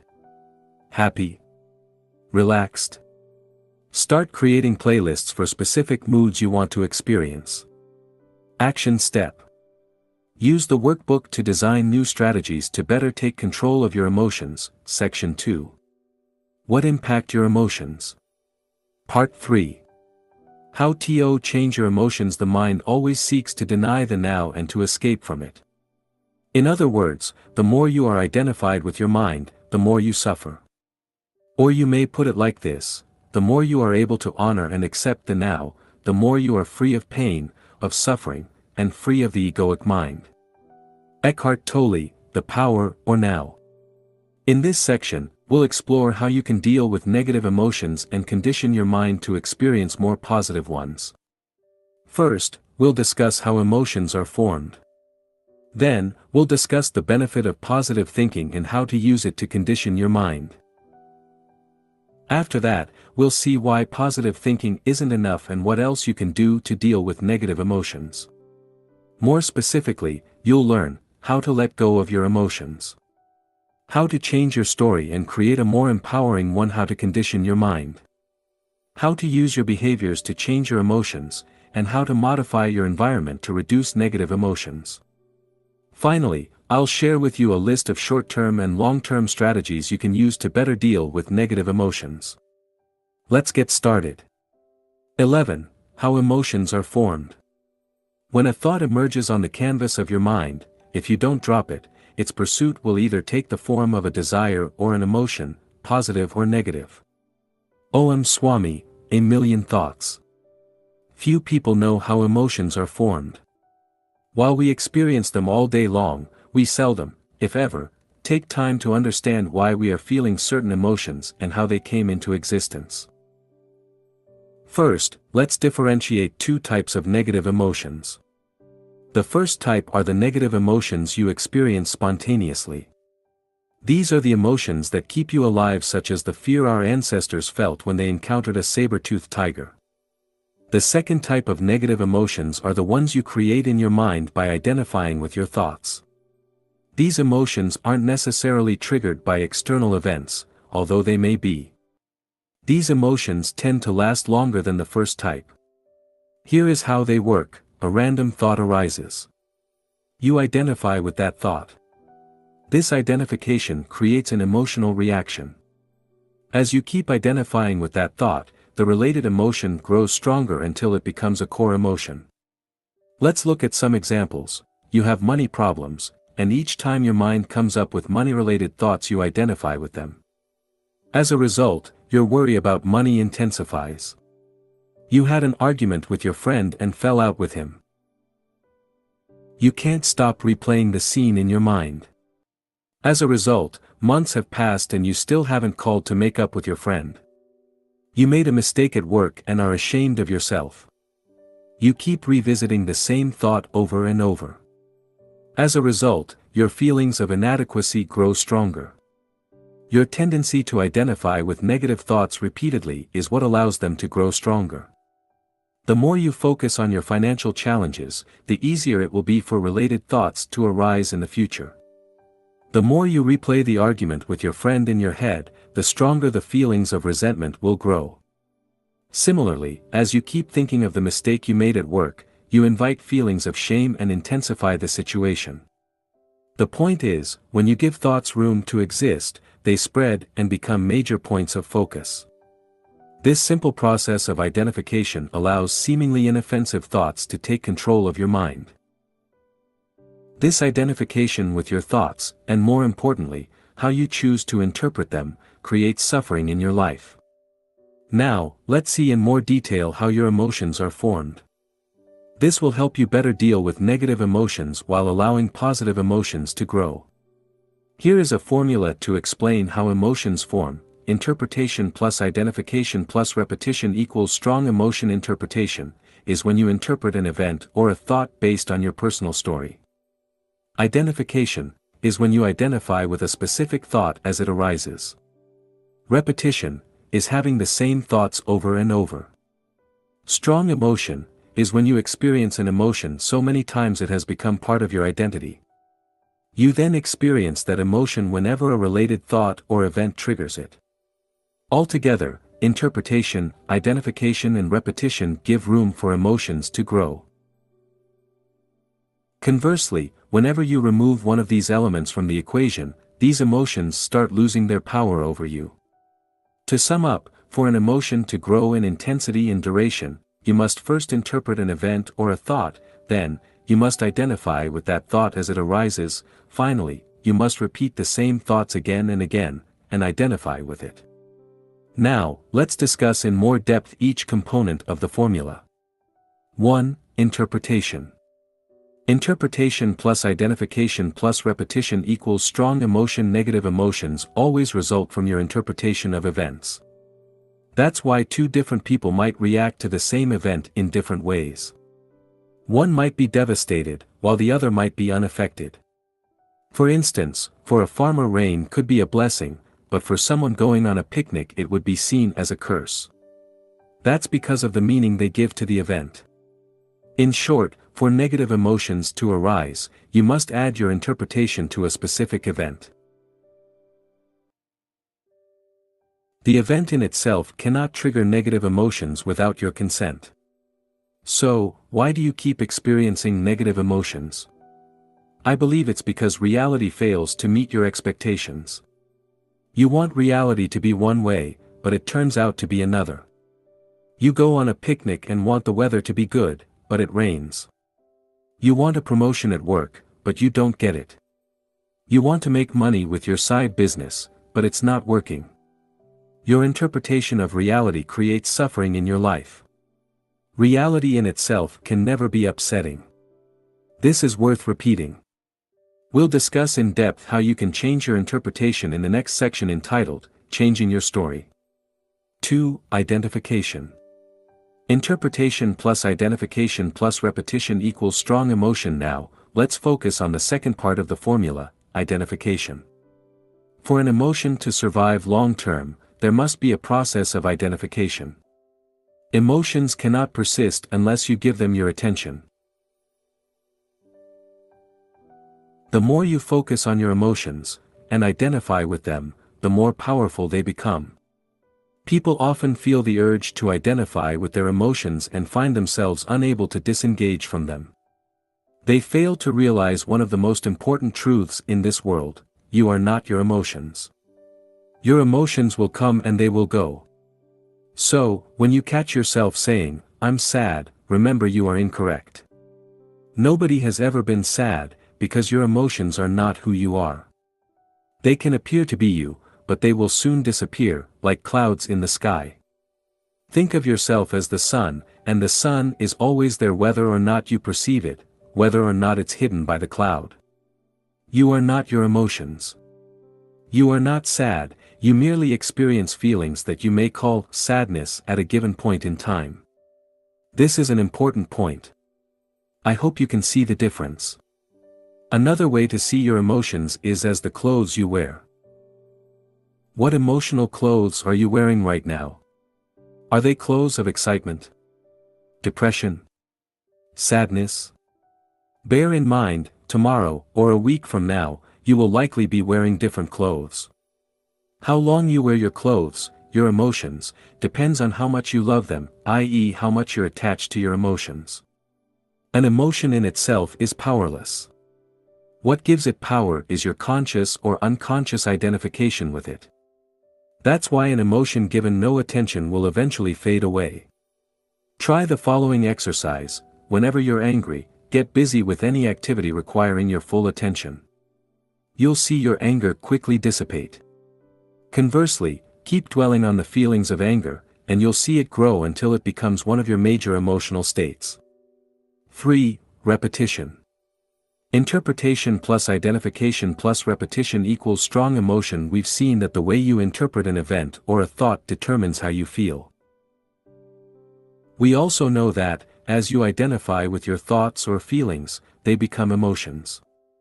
Now, if you keep repeating that process, you'll condition your mind to experience these specific emotions, positive or negative. For instance, if you focus your attention on what you believe your friend did to you, feelings of resentment will grow. As a result, you could hold a grudge for months. People often do this. They waste time holding on to negative emotions that serve no purpose just because they can't let go of them. Conversely, if you disengage from your thoughts of resentment and simply observe them, over time they will lose power and the associated resentment will fade away. In fact, if you had let go of the thought of resentment immediately after it arose, your feelings of resentment would have dissipated almost instantly. We'll see how you can let go of your emotion in the section, Letting Go of Your Emotions. Action Step. Resist negative emotions from the past using the workbook, Section 3. How to change your emotions. 1. How emotions are formed. Recall the last time you felt anger, sadness, frustration, fear, or depression. Now, write down what happens for each of the following: interpretation, what events happened and what thoughts arose. Identification, how did you respond to these thoughts? Repetition, did you identify with these thoughts repeatedly? 12. Changing your interpretation. The sight of a slaughterhouse may trigger a negative emotion in you, whereas it may be positive for the business owner and natural for the machine operator. It all depends on how you are conditioned. Om Swami, a million thoughts. In itself, an event or a thought has no power to alter your emotional state. What generates emotions is the way you choose to interpret the event or thought. This is why two people can react differently to the same situation. One will see a problem and blame external circumstances, while the other will see an opportunity to be embraced. One will get stuck, the other will grow. The way you interpret events is closely linked to general assumptions you hold about life. As such, it is essential we first delve into the underlying assumptions that lead to these interpretations. Exploring your assumptions. To enter a given emotional state, you made certain assumptions regarding how things should be. These assumptions constitute your subjective reality. Because you're convinced they are true, you don't question them. Below are some examples of assumptions you may have. Problems should be avoided. This is a problem. I should be healthy. I'll live at least until I'm 70. I must get married. Complaining is normal. There is nothing wrong with dwelling on the past. I need to worry about the future, and/or. Now, let's look at each one of these assumptions. Problems should be avoided. Many people want to get rid of their problems. But what if you can't, and what if you don't need to? For sure, some people have better problems than others, but everybody has problems. What if the assumption that you shouldn't have any problems is wrong? What if you need to learn how to dance in the rain and make the most of your problems? What if problems are just challenges to be overcome, and part of life? This is a problem. What if this thing you label as a problem is actually not a problem? What if it doesn't matter as much as you think? What if it's an opportunity in disguise? And how could you make it so? I should be healthy. We tend to take our health for granted, but we cannot guarantee we won't get sick tomorrow. What if your health is a blessing and not necessarily the default position? Wouldn't that make you think of your health in a different way? I'll live at least until I'm 70, you probably assume you'll live a long life, but what if that's not the case? Isn't living a long life a blessing rather than something you should take for granted? Unfortunately, some people die young, but that's the nature of reality. People say, he died too young, but is that correct? Isn't it more accurate to say that he just died? Neither too young nor too old. I must get married. Maybe, maybe not. That's just your interpretation. Shoulds are generally things society or your parents expect you to do, but it doesn't mean it has to be that way. These are often cultural norms or conditioned behaviors. Complaining is normal. Most complaining is a play of the ego and is not constructive. It doesn't help you and doesn't change anything. The only thing it does is strengthen your ego and offend people. Try to spend an entire week without complaining and see what happens. There is nothing wrong with dwelling on the past. You probably spend too much time dwelling on the past. Everybody does. But do you realize the past exists only in your mind? And do you realize you can't change it no matter what you do? Learning from your past is useful, dwelling on it isn't. I need to worry about the future. Worrying about the future is unavoidable to a certain extent, but it doesn't help. Instead, you should do the best you can in the present to avoid future problems. You don't need to have the perfect life to be happy. Happiness is a choice you need to make every day. You must practice it since, as we've seen before, external factors won't significantly affect your happiness. These are just some examples of assumptions you may hold. My intention here is to show you that your interpretations, and the emotions generated from them, are largely the result of the assumptions you hold about the world. Thus, to experience more positive emotions, it is important you spend time revising your assumptions. Analyzing your interpretations. As we've already seen, you interpret events based on your assumptions. Now, below are some questions to help you understand what I mean by interpretations. Do you think everything happens for a reason and embrace it, or do you play the victim? Do you believe temporary setbacks are just milestones that will lead you to succeed, or do you give up when you encounter your first major setback? Do you try to change things that cannot be changed, or do you accept them? Do you believe you're here for a reason, or do you wander through life without any clear purpose? Do you believe problems are bad and should be avoided, or do you believe they are a necessary part of life? Remember, what differentiates people who live a happy life from people who are miserable is often how they choose to interpret their lives. Action step. Write down interpretations of your emotions using the workbook, section 3. How to change your emotions, 2. Changing your story. Write down 1 or 2 emotional issues you currently have. Ask yourself, if I could get rid of some emotions, losing which ones would have the most positive impact on my life? Your interpretation of these issues. Ask yourself, what would I need to believe for my story to be true? New empowering interpretations that will help you deal with these issues. Ask yourself, what do I need to believe to avoid experiencing these negative emotions? 13. Letting go of your emotions. Emotions are just emotions. They are not you, they are not facts, and you can let them go. Hale Dworkin, the Sedona Method. As we've seen, interpretation, identification and repetition can lead to the creation of strong emotions. In this section, we'll see what you can do to start letting go of emotions that aren't helping you achieve the life you want. Emotions are energy in motion, but what happens when you prevent the energy from moving? It accumulates. When you repress your emotions, you interrupt the natural flow of energy.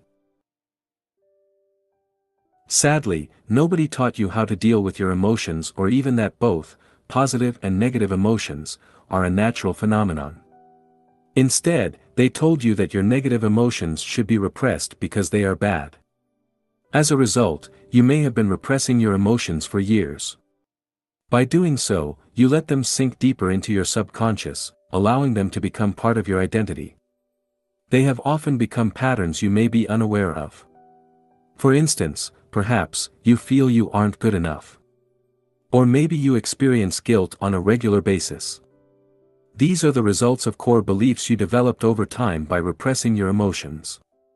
Most of us have too much emotional baggage and need to learn to let go of it.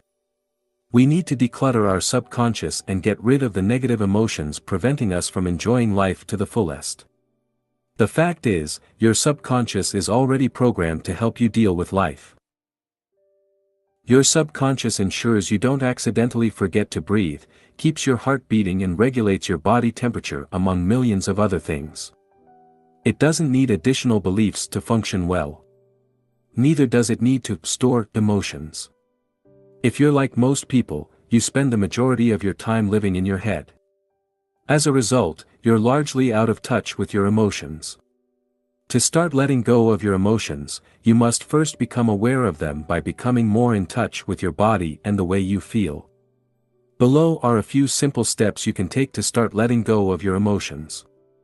1. Observe your emotions with detachment.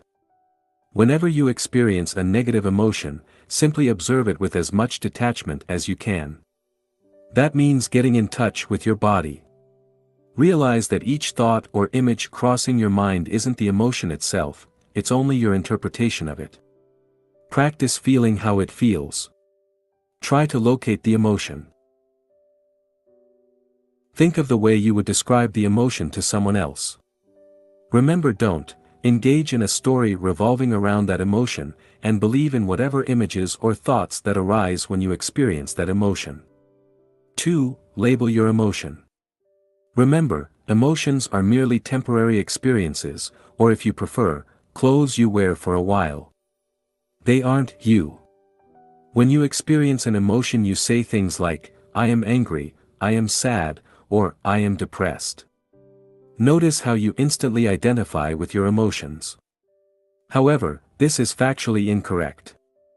The emotions you experience have nothing to do with who you really are. If you were your depression, you'll be depressed all day long every single second of your existence. Fortunately, that's not the case. Let's assume you feel sad. Rather than saying, "I'm sad," a more accurate way to describe that emotion would be, "I feel sad," or "I experience a feeling of sadness." Can you see how different it is from saying, "I'm sad"? It gives you more space to distance yourself from your emotions. The more you become aware of your emotions, the more you can label them and detach yourself from them, and the easier it will be to let go of these emotions. 3. Let go of your emotions. Too often, you over-identify with your emotions and cling to them for the following reasons: they're part of the story you're telling yourself. Sometimes, you can't stop clinging to a story, even a disempowering one. Yes, you can become addicted to destructive stories despite knowing they aren't helping you. You believe the emotions are you and feel a strong need to identify with them. You may fall into the trap of believing you are your emotions. As a result, you identify heavily with them, which creates suffering. Real-life example: I regularly felt that I wasn't good enough. As a result, I believed I should work harder. This belief led me to create lists of daily goals that were impossible to complete even when working from morning to night. I often fell short on my goals, which reinforced the belief that I wasn't good enough. By realizing this was just a story, I started letting go of this belief. After doing so, I noticed I was actually getting almost as much work done but without the need to struggle and feel stressed out. I'm still working on that issue, but I gained tremendous value from this process. The challenging part was to let go of the attachment to my story by letting go of the following: the belief that I'm not good enough and must work harder, the pride I feel from working harder than most people, the victim mentality that comes from working hard while not getting the results I want. The idea I'm somewhat special, the idea the world needs to be changed, and the need to control the outcome of my actions. As you can see, letting go of core emotions is not easy. They've become part of our identity, and we often derive a twisted pleasure from them. We may even wonder who we will be without them. 4. A 5-step process to let go of emotions. In his book, The Sedona Method, Hale Dwoskin explains there are 3 different ways to release your emotions as they arise. You can, 1, let them go. When you experience negative emotions, you can consciously choose to release them rather than repressing them or clinging to them. 2, allow them to be here. You can allow them by acknowledging their existence without clinging to them, or you can 3. Welcome them. You can accept them and have a closer look at them to discover what the core of these emotions are.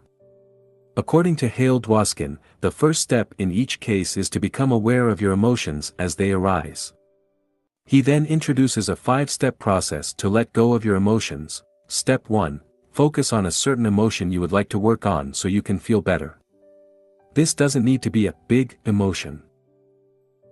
It could be something as simple as not feeling like working on a specific task, or being mildly annoyed about something. Step 2, ask yourself one of the following questions. 1. Could I let this feeling go? 2. Could I allow this feeling to be here? 3. Could I welcome this feeling? Depending on which way you want to go, release, allow, or welcome, answer the corresponding question. Step 3, then ask yourself, would I? 1. Would I let this feeling go? 2. Would I allow this feeling to be here? 3. Would I welcome this feeling? Answer yes or no to each question while being honest with yourself. Do you feel like you can let go/allow/welcome the emotion? Even if no will help you let go of it. Step 4, ask yourself, when? Your answer will be, now. You let go of that emotion immediately. Step 5, repeat this process as many times as necessary for that particular feeling to disappear. You may be tempted to brush off this technique as overly simplistic and ineffective. Don't do that. Try it for yourself. Remember that you are not your emotions. That's precisely by practicing letting go of them that you'll realize that universal truth. As you make a conscious choice to let go of your emotions, welcome them fully or allow them to be, you'll gain a whole new understanding of how emotions work and how to release them. Action step. Use the exercises in the corresponding section of the workbook to start letting go of your emotions. Section 3. How emotions are formed. 3. Letting go of your emotions. Make a list of all the emotions you would like to let go of. Perhaps you feel as though you aren't good enough. Perhaps you struggle with procrastination and experience guilt and shame. Maybe you blame yourself for something you did in the past, or you worry about your future. Just write down whatever comes to your mind. Now, use the method mentioned above.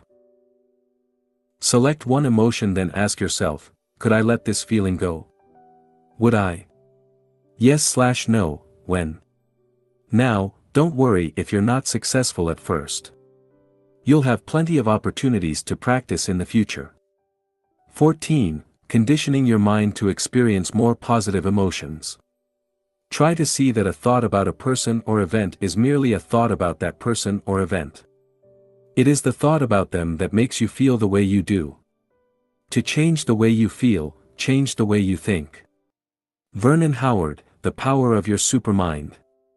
We've discussed how emotions are formed, and we've introduced a process you can use to release your negative emotions. Now, let's see how you can condition your mind to start experiencing and intensifying positive emotions in your life. You are what you think about most of the time. For thousands of years, mystics have told us we are the results of our thoughts. Buddha allegedly said, "What you think, you become." The essayist and poet, Ralph Waldo Emerson, said, "We become what we think about all day long," while Mahatma Gandhi said, "A man is but the product of his thoughts." In his classic book, As a Man Thinketh, James Allen wrote, "Let a man radically alter his thoughts, and he will be astonished at the rapid transformation it will effect in the material conditions of his life." Men imagine that thought can be kept secret, but it cannot. It rapidly crystallizes into habit, and habit solidifies into circumstance. James Allen. To take control of your emotions, it is essential you understand the role your thoughts play in generating emotions in general. Your thoughts activate certain emotions, and these emotions, in turn, generate more thoughts. Thoughts and emotions then feed each other. For instance, if believed, the thought, "I'm not good enough," will generate negative emotions such as shame or guilt. Conversely, when you feel ashamed for not being good enough, you'll attract more thoughts in line with that belief.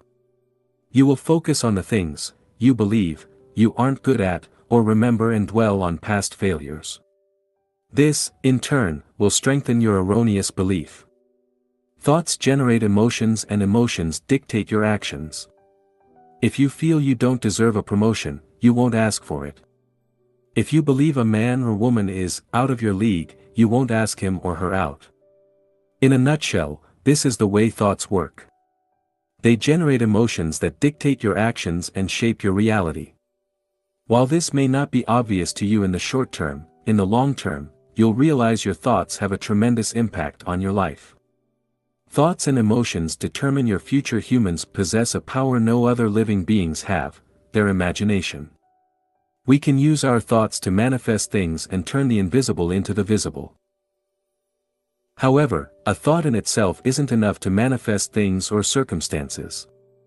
It must be fueled with an energy in the form of emotion, such as enthusiasm, excitement, passion, or happiness.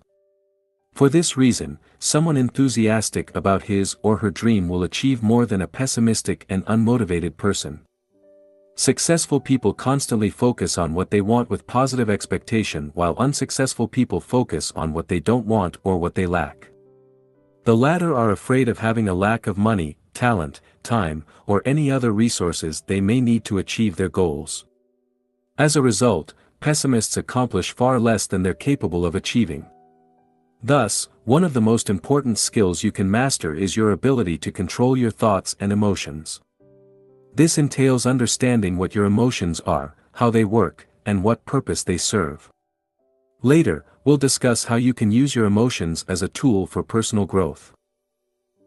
Depositing positive thoughts in your mind. Confident people deposit positive thoughts in their mind each day. They celebrate their small wins and treat themselves with compassion and respect. Naturally, they expect good things to happen. On the other hand, people with low self-esteem bombard their mind with disempowering thoughts. They discard their accomplishments as no big deal and fail to recognize their strengths and the positive intent behind their actions. No wonder they feel unworthy. For more information, read section, Not Being Good Enough. Both use their thoughts to distort reality, but who do you think is better off? The person who deposits positive thoughts in their mind, or the person who dwells on negative thoughts? Does it mean positive thinking is going to solve all your problems and eliminate your negative emotions once and for all? Of course, not. Thought manipulation is simply one of the tools you can use to master your emotions. The limit of positive thinking. Repeating to yourself, "I'm happy, I'm happy, I'm happy," all day long won't turn you into a living Buddha.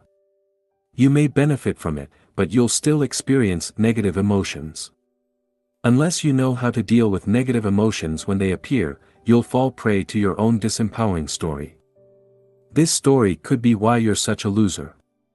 Interestingly, people are often addicted to their story, even the negative ones, and are unable to let go of the why, because they are fundamentally flawed, will never be happy because aren't worthy of love, are never going to make it, and will never get married, and so on.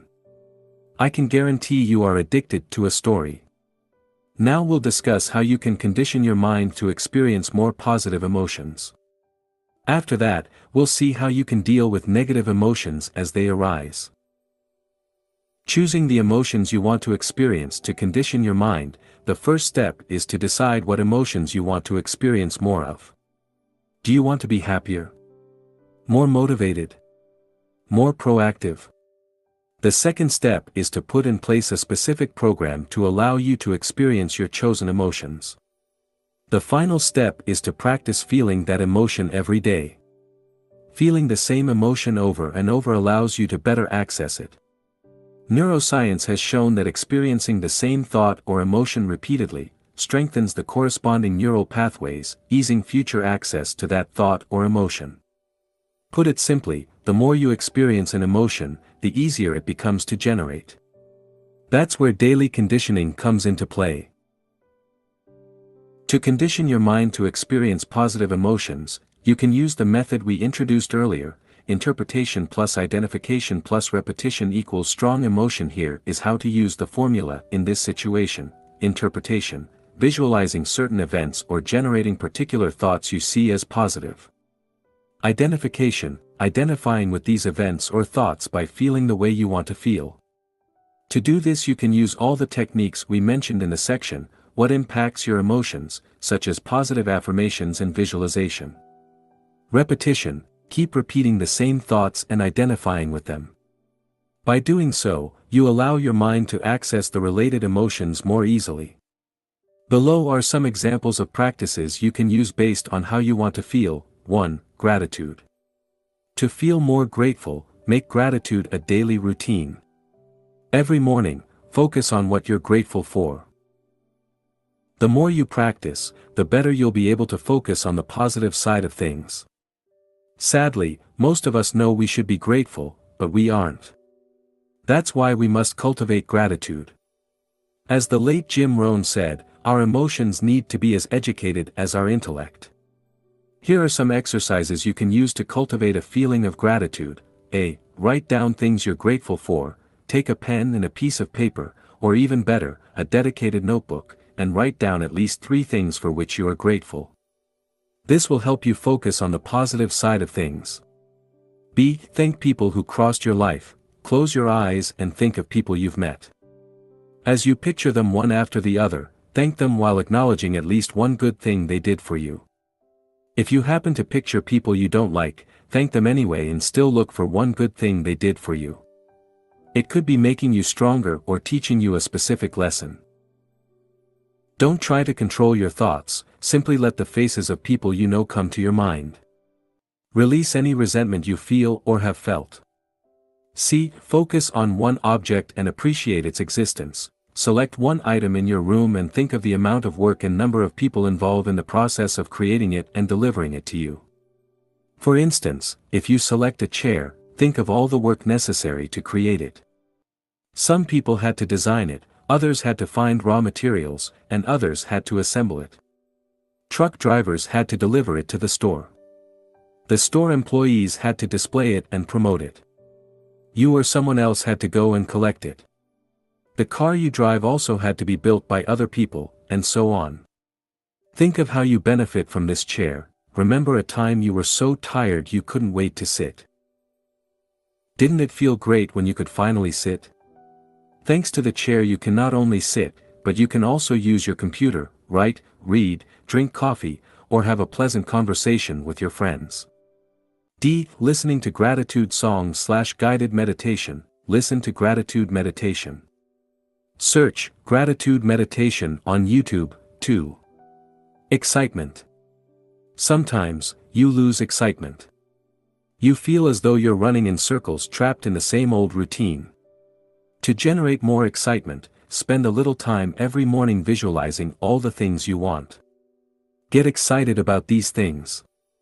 Below are several ways to do it. Please note, this should be practiced on a regular basis. A. Write down what you want. Take a pen and piece of paper and write, "What I want," at the top of the page. Then, write down anything you can think of that excites you. B. Visualize what you want. Ask yourself, what do I really want, and visualize all the things you desire. Try to be as specific as possible. Clarity is power. Think of your ideal career, relationship or lifestyle, or any goals you want to accomplish in the coming decade or beyond. C. Create a goals/dreams journal. Buy a notebook and write down your goals in each area of your life. Review them each morning and keep adding pictures, drawings, or anything else to foster your enthusiasm. D. Vividly envision your ideal day. What would you eat for breakfast? How would you spend your day? With whom would you spend your day? What would you do in the evening? Where would you live? How would you feel? You can have several versions of your ideal day. Just make sure each version excites you. 3. Confidence/certainty. If you want to have more confidence in your ability to achieve your goals, visualize yourself as having already accomplished them, and feel good about it. Practice developing a sense of certainty. Commit to your vision in your mind. Each time you visualize your goal, give the energy of commitment to it. Know it's going to happen. 4. Self-esteem. To boost your self-esteem, keep track of your daily accomplishments. You do many things right, but you tend only to remember things you do wrong. No wonder your self-esteem suffers. Buy a notebook and dedicate it to this purpose. Record your accomplishments every day. Some examples of accomplishments would be: I woke on time. I ate some fruit. I cleaned my desk. I completed Project A. I exercised. I completed my morning ritual, and/or I read. As you can see, you don't have to write down anything big. In fact, by writing down small accomplishments, you condition your mind to look for more wins, which, over time, enhances your self-esteem. For more exercises related to self-esteem, refer to the section, Not Feeling Good Enough. 5. Decisiveness. As you practice being more decisive, you'll boost your productivity, which will affect your well-being. As we'll see in the section, Procrastination, stalling can create a lot of emotional suffering. To become more decisive, you can use the 5-second rule, introduced by Mel Robbins in her book of the same name. In it, Mel Robbins argues there is only one rule when it comes to productivity, success, or getting everything you ever wanted: you have to do something whether you feel like it or not. If you can do the things you don't feel like doing, you'll get everything you've ever wanted. Her 5-second rule states you have 5 seconds from the moment you have an idea to the moment you take action. If you fail to act within these 5 seconds, your mind will talk you out of it. The nature of the mind is to prevent us from doing anything scary or tiring. For instance, you have 5 seconds to introduce yourself to someone you want to talk to at an event, send that important email, or ask a question during a meeting. Exercise. Strengthen your decisiveness. To practice the 5-second rule, you can start with small things. Make a list of things you procrastinate over. Perhaps you put off washing the dishes, or cleaning your home. Maybe, you delay calling someone or sending some emails. Write it down. Now, select a couple of things on which you'll use the 5-second rule. Commit to using the rule for at least a week. When you think of washing the dishes, calling someone, or anything, count down from 5 to 0, and take action before you reach 0. Common mistakes to avoid when conditioning your mind. As you condition your mind to experience more positive emotions, avoid making the following mistakes: trying to implement too many changes at once. Stick to 1 or 2 exercises for a month or so before trying any other exercises. Starting too big, keep it small and make sure the exercises aren't too challenging. Remember, taking control of your emotions is a long-term game. It's a marathon, not a sprint. To learn more about how to create an exciting morning ritual, please consult my book, Wake Up Call: How to Take Control of Your Morning and Transform Your Life. Action Step. Refer to the corresponding section in the workbook and choose the emotions you want to experience more of. Section 3. How to change your emotions. 4. Conditioning your mind. 15. Changing your emotions by changing your behavior. Action seems to follow feeling, but really action and feeling go together, and by regulating the action, which is under the more direct control of the will, we can indirectly regulate the feeling, which is not. William James, philosopher and psychologist. We've seen you can influence your emotions by using your body, mind, or words. We've also discussed how you can change your interpretations of thoughts or events to change your emotional state. Unfortunately, when negative emotions suddenly arise or are too strong, changing your body posture or using positive affirmation might not be enough. In fact, trying to replace a negative emotion by a more positive one often fails. You cannot always overcome depression by cheering up or counteract grief by deciding to just feel good. Neither can you expect profound sadness to disappear by repeating the phrase/mantra, "I'm happy, I'm happy, I'm happy." However, you can influence the way you feel by changing your behavior. As you alter your behavior, your feelings will change accordingly. It may happen almost immediately, as when you distract yourself from mild anger by performing a task. Or it may take weeks or even months while you deal with profound emotions such as intense grief or depression. To start changing the way you feel, whenever you experience a negative emotion, ask yourself the following questions: what causes that emotion, and what can I do about my present reality? After asking these questions, identify concrete actions you could take to change your emotional state. Remember, by nature, emotions will fade as time passes. That is, unless you reinforce them by replaying the same situation over and over in your mind. Below are some real-world examples to help you better understand how it works. Example 1. If, after your boyfriend or girlfriend broke up with you, you keep remembering the good times you had together with sadness, it will take longer to get over the breakup. Although there is nothing wrong with feeling sad or remembering the past, if you want to move on, a better option is to avoid revisiting the past wherever possible. In this case, changing your behavior would be, do your best to stop revisiting the old memories. Example 2. If you constantly worry about an upcoming presentation at work, changing your behavior might be rehearsing your speech for hours. Doing this, you'll know the text so well you'll be able to perform well even under pressure. To give yourself an even better chance at success, you could also rehearse in front of your colleagues or friends. Example 3. If you've been resenting a particular friend for weeks because of something he said or did, changing your behavior might be having an honest talk with him and share your feelings. This will allow you to clear the air, clarify any misunderstandings, and avoid building up resentment. Oftentimes, we misinterpret events or see things that aren't there. Example 4. Sometimes, you feel sad, angry, or even depressed, and can't do anything about it. In this instance, the best you can do is to avoid focusing on your feelings, and just let them be. Your job here is to do what you have to do and live your life until these emotions fade. Don't forget to practice letting go of negative emotions as they arise. As you learn to detach yourself from the negative emotions, it will help prevent them from growing and becoming more entrenched. Action step using the workbook. Let's do an exercise using an example from your life. Section 3. How to change your emotions. 5. Changing your emotions by changing your behaviors. Remember the last time you experienced a negative emotion that lasted more than a couple of days. Now, think of what you did specifically to overcome this negative emotion, if anything.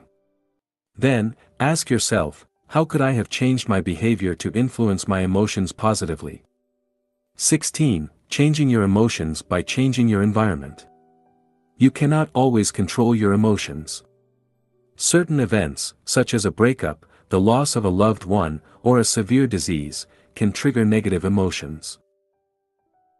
However, you do have control over some events. Do you have daily life situations that affect your peace of mind? What if you could do something about them? Sometimes, to reduce negative emotions you simply need to avoid putting yourself in the situations generating them in the first place. Perhaps, you watch too much TV, which makes you miserable. Or maybe, seeing your friends, seemingly, happy on Facebook makes you feel like a failure. Why not spend less time in such situations? Real life example, Facebook was making me unhappy and I felt like a failure. People in my field were killing it and my friends looked so happy, or so I thought. Not to mention the fact I was wasting hours of my time mindlessly scrolling through my news feed. To overcome this drain on my emotional bank, I drastically reduced the time I spent on Facebook. Ever since making the decision, I've been feeling better. This example shows you that small changes can enhance your well-being. If you look at the things you do daily, you'll find activities or behaviors that don't support your happiness. Just removing one or two of these activities, or changing some of your behaviors, may noticeably improve your mood.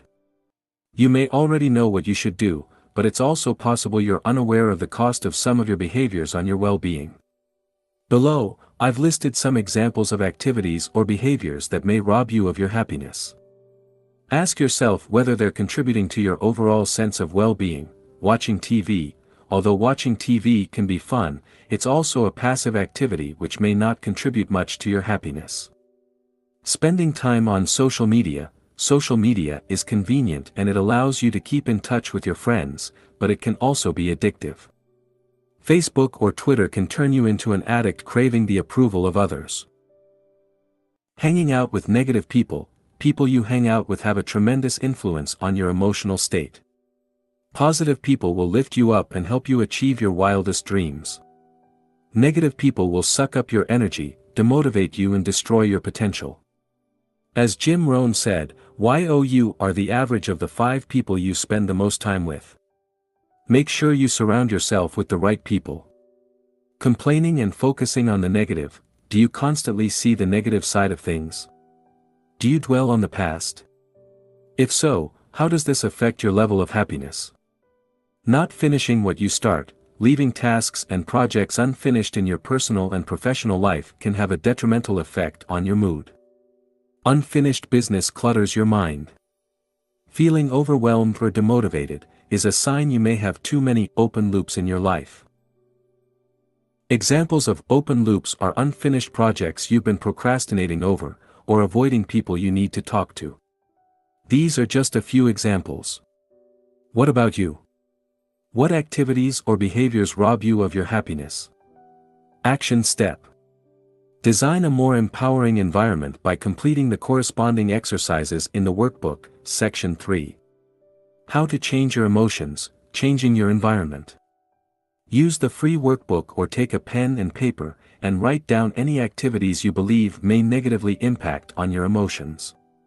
Then, for each activity, write down the consequence, e.g. they make you feel guilty, they demotivate you, they erode your self-esteem, etc. 17. Short-term and long-term solutions to deal with negative emotions. No other life form on the planet knows negativity, only humans, just as no other life form violates and poisons the earth that sustains it. Have you ever seen an unhappy flower or a stressed oak tree? Have you come across a depressed dolphin, a frog that has a problem with self-esteem, a cat that cannot relax, or a bird that carries hatred and resentment? The only animals that may occasionally experience something akin to negativity or show signs of neurotic behavior are those that live in close contact with humans and so link into the human mind and its insanity. Eckhart Tolle, The Power of Now. In this section, I will provide you with a list of exercises or techniques you can use to better deal with negative emotions. No matter how much control you have over your mind, you'll still experience a whole bunch of negative emotions in the future, from mild frustration to depression. You'd better be prepared. I've listed below some things you can do to deal with negative emotions and have included both long-term and short-term solutions. 1. Short-term solutions. The following techniques will help you manage negative emotions as they arise.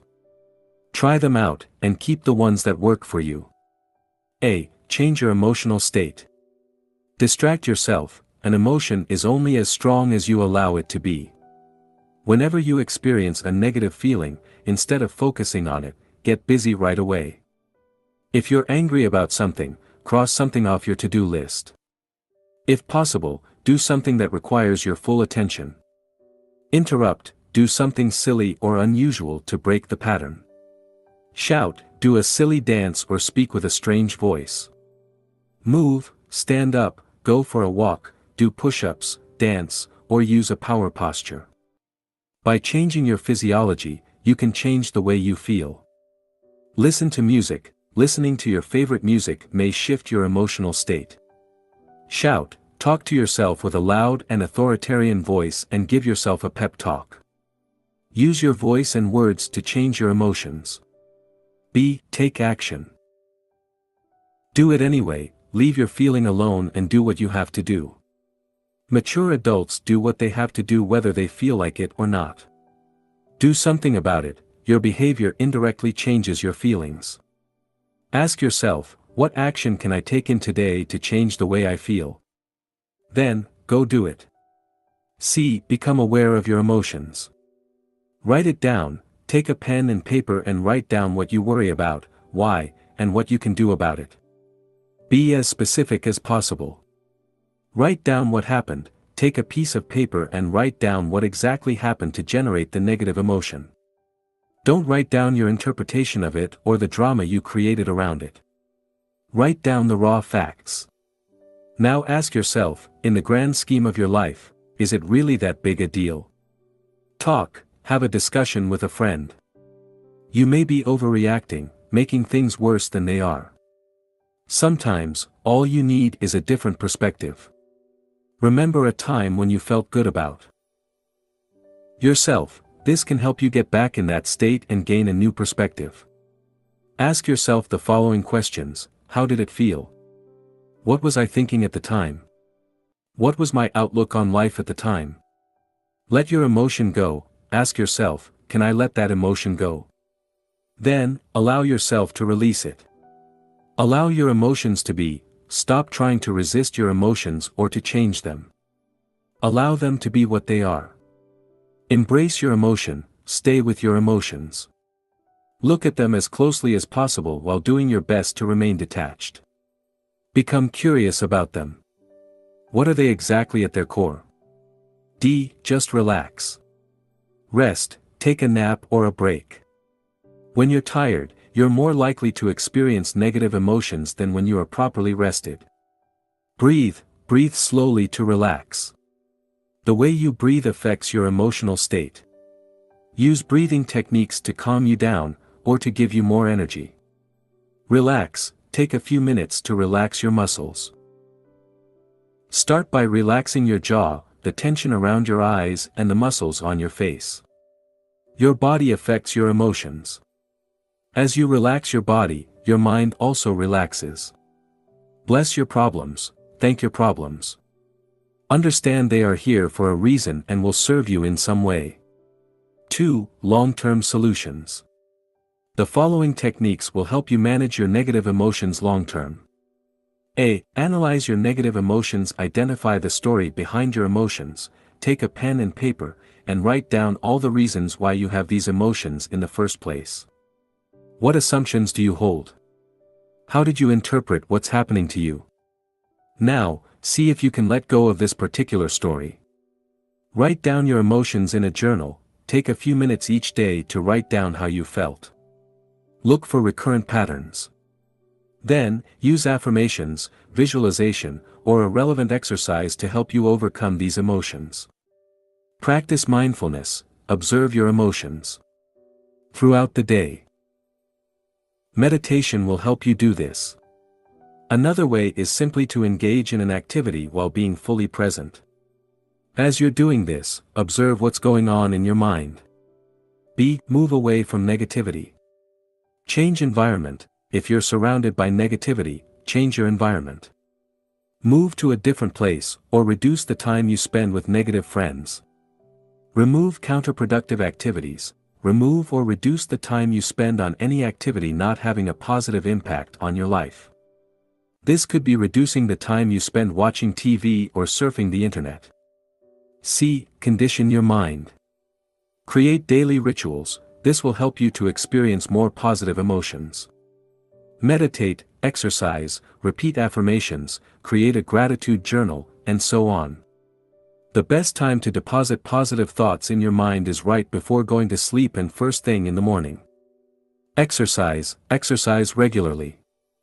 Exercise improves your mood and is good for your emotional and physical health. D.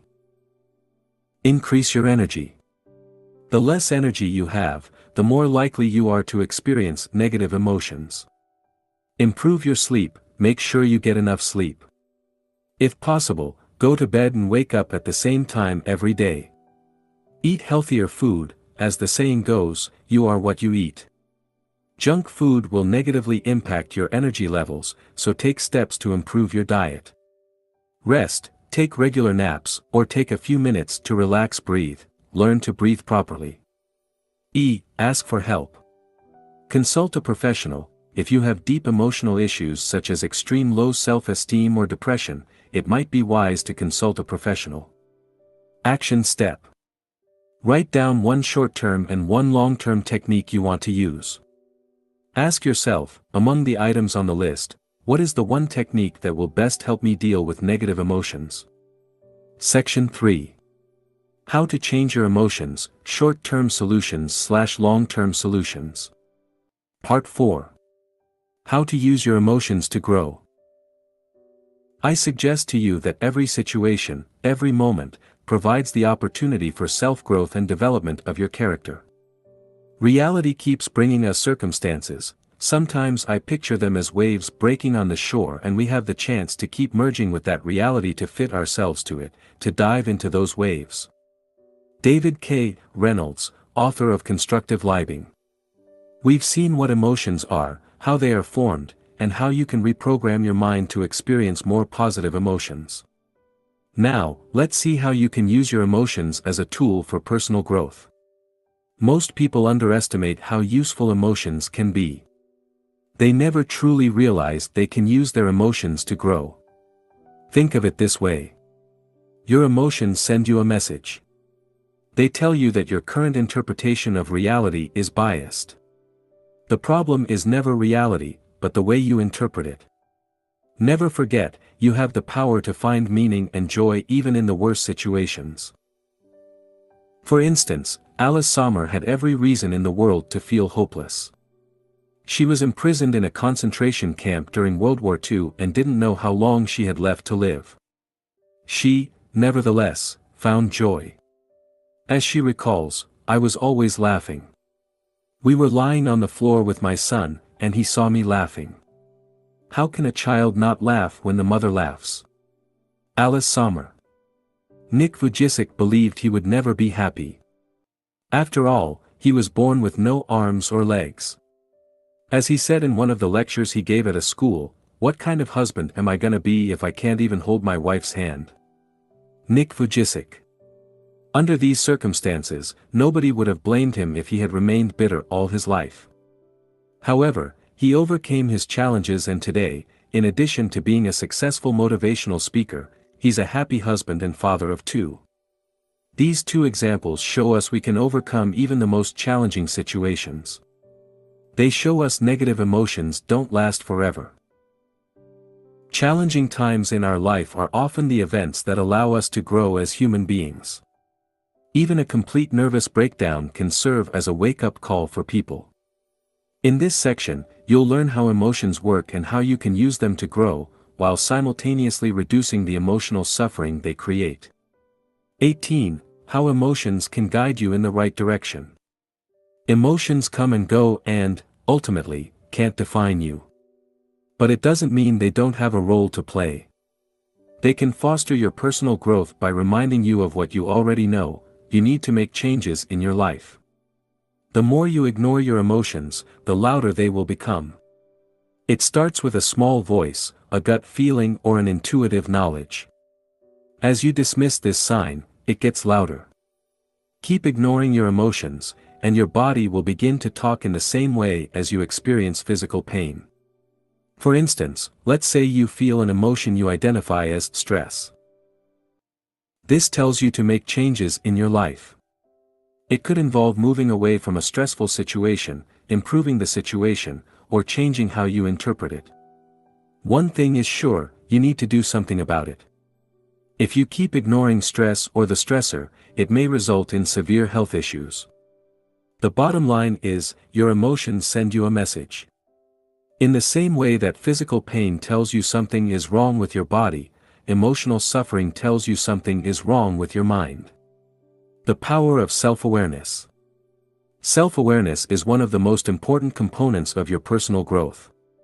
Without it, you can't do much to change your life, since you can't change a problem unless you realize it exists. So, what is self-awareness? Self-awareness is your ability to observe objectively your thoughts, emotions, and behaviors without adding your own interpretation or story to it. Above or below the line? In the 15 Commitments of Conscious Leadership, Jim Dethmer and Diana Chapman introduced a very simple yet powerful model to help increase self-awareness.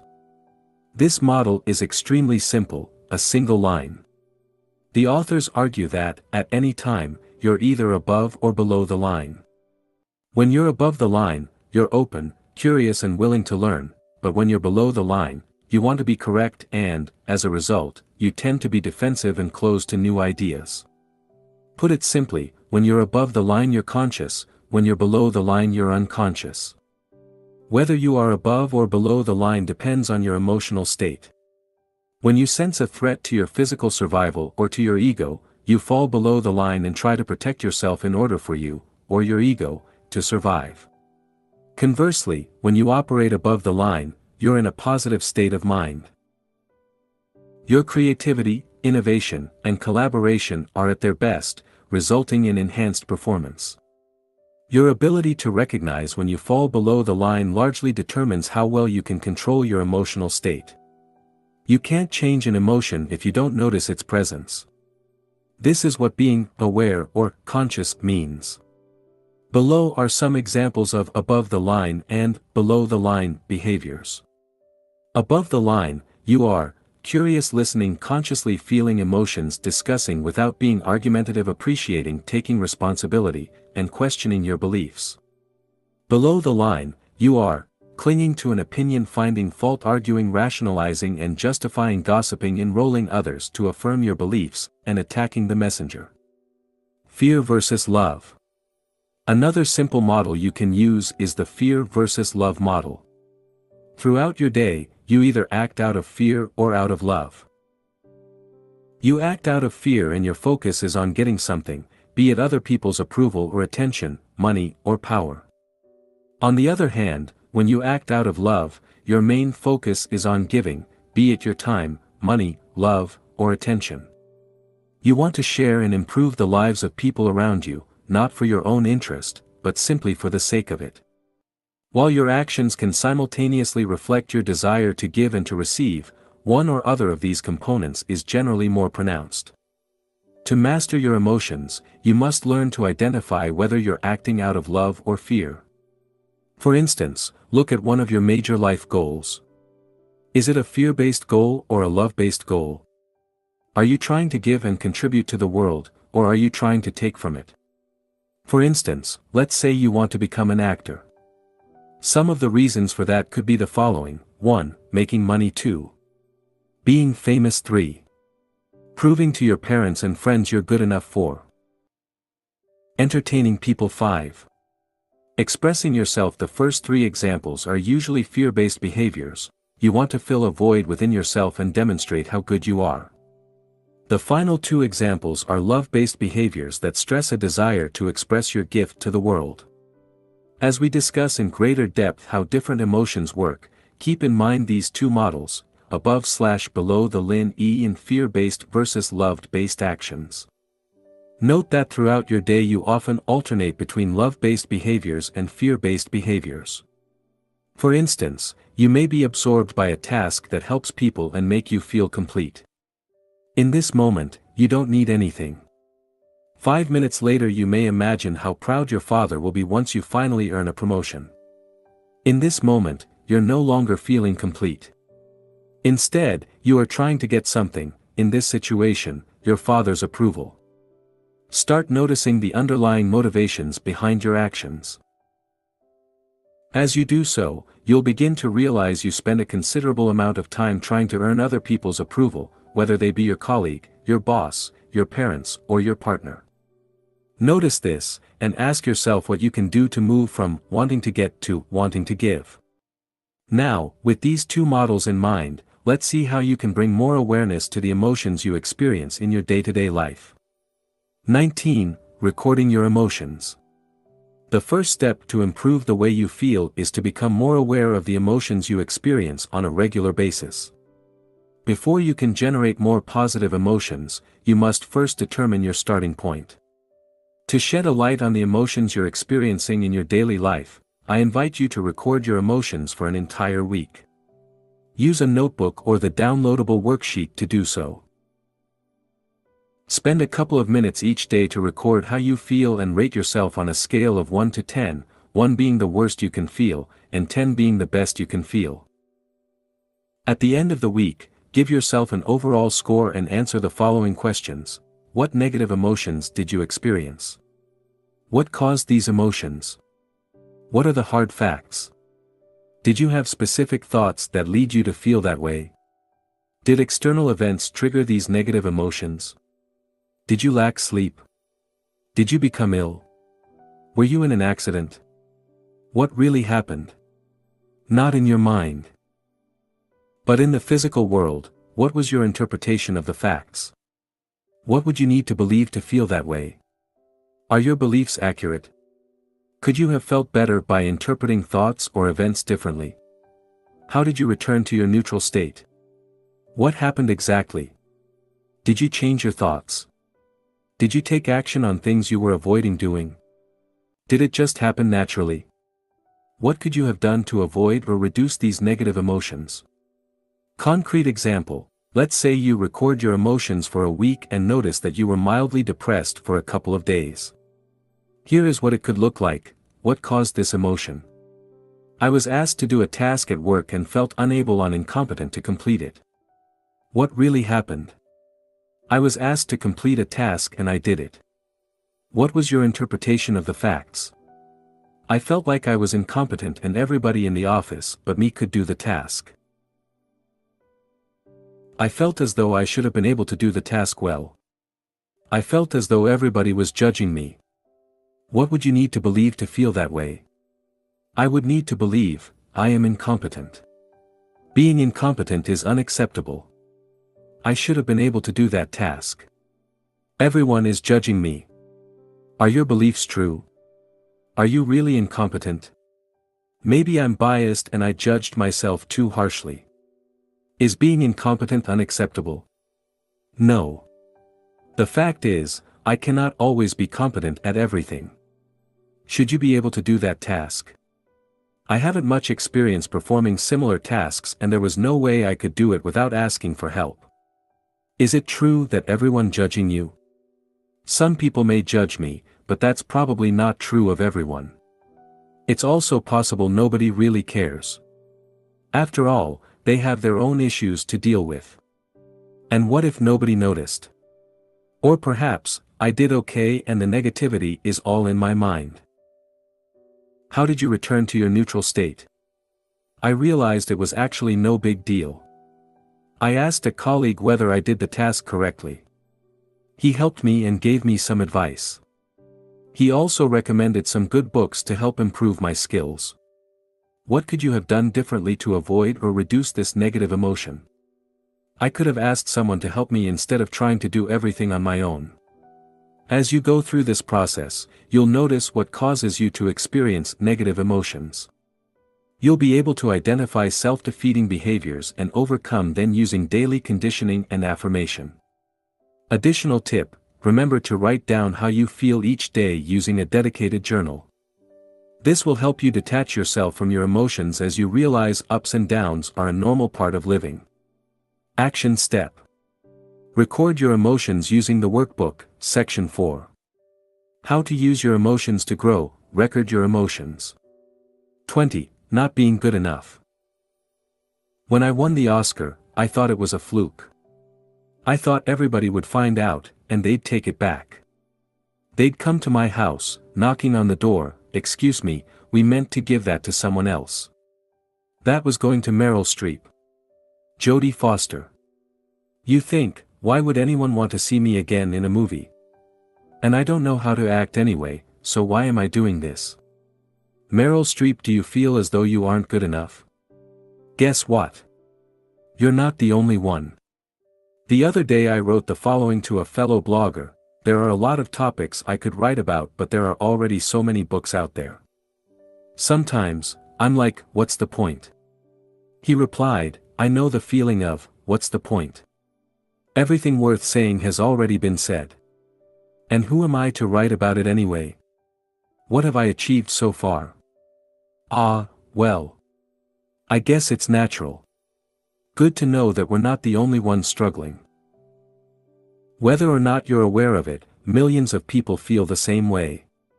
The feeling of not being good enough alone must have killed more dreams than anything else. And who has never felt that way?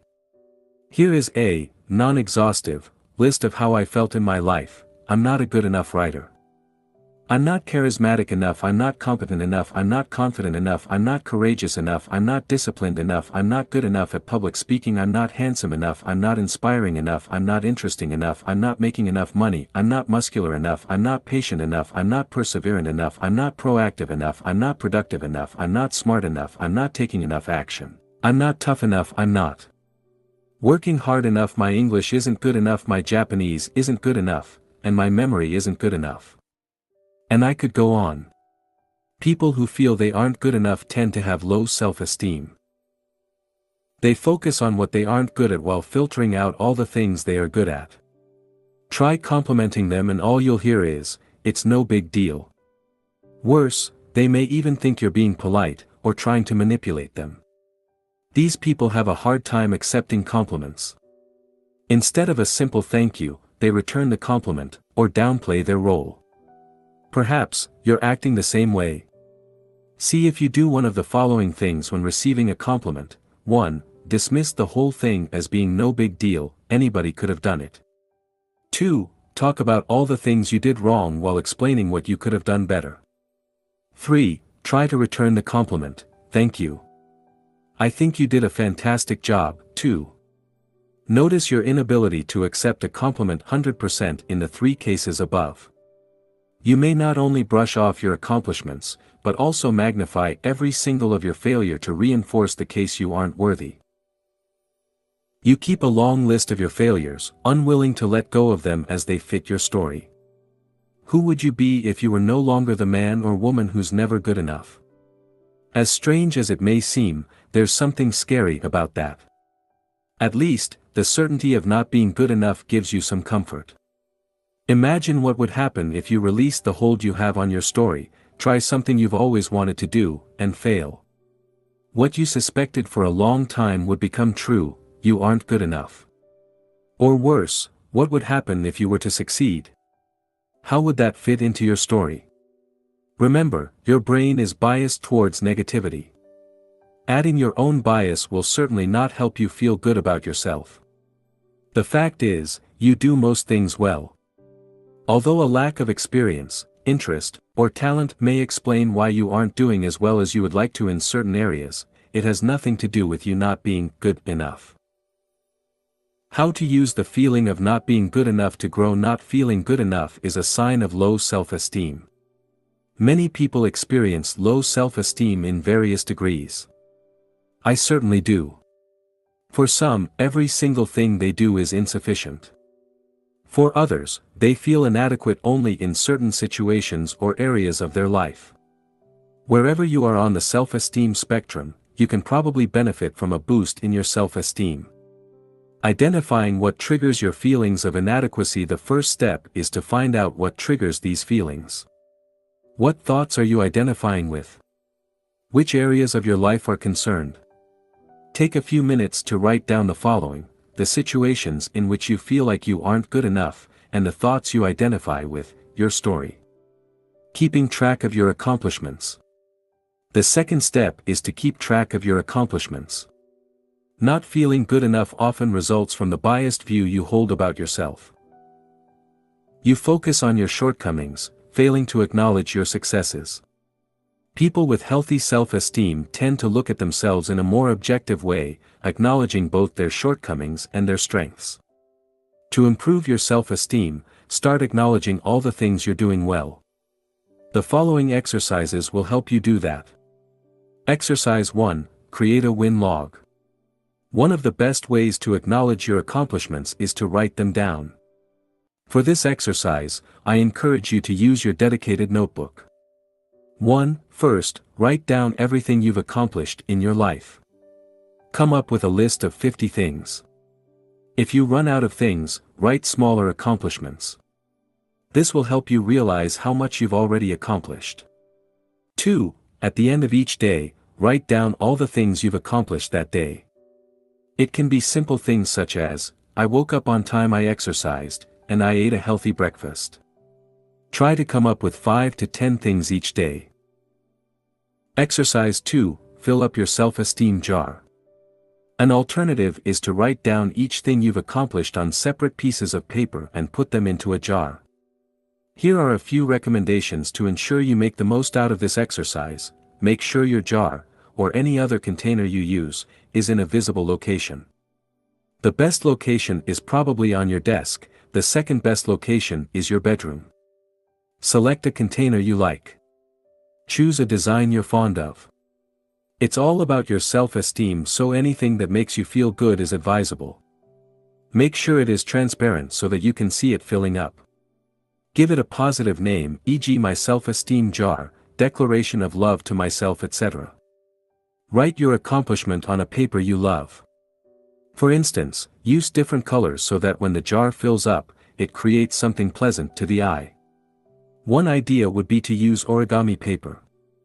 Write with your favorite pen. The idea is to show more respect towards yourself by acknowledging your multiple accomplishments. Exercise 3. Create a positive journal. You can also create a journal to write down every compliment you received that day. Your colleague told you your shoes look nice, write it down. Your friend complimented your hair, write it down. Your boss told you how well you did at a task, write it down as well. Don't question the sincerity of these compliments. Always assume they are genuine.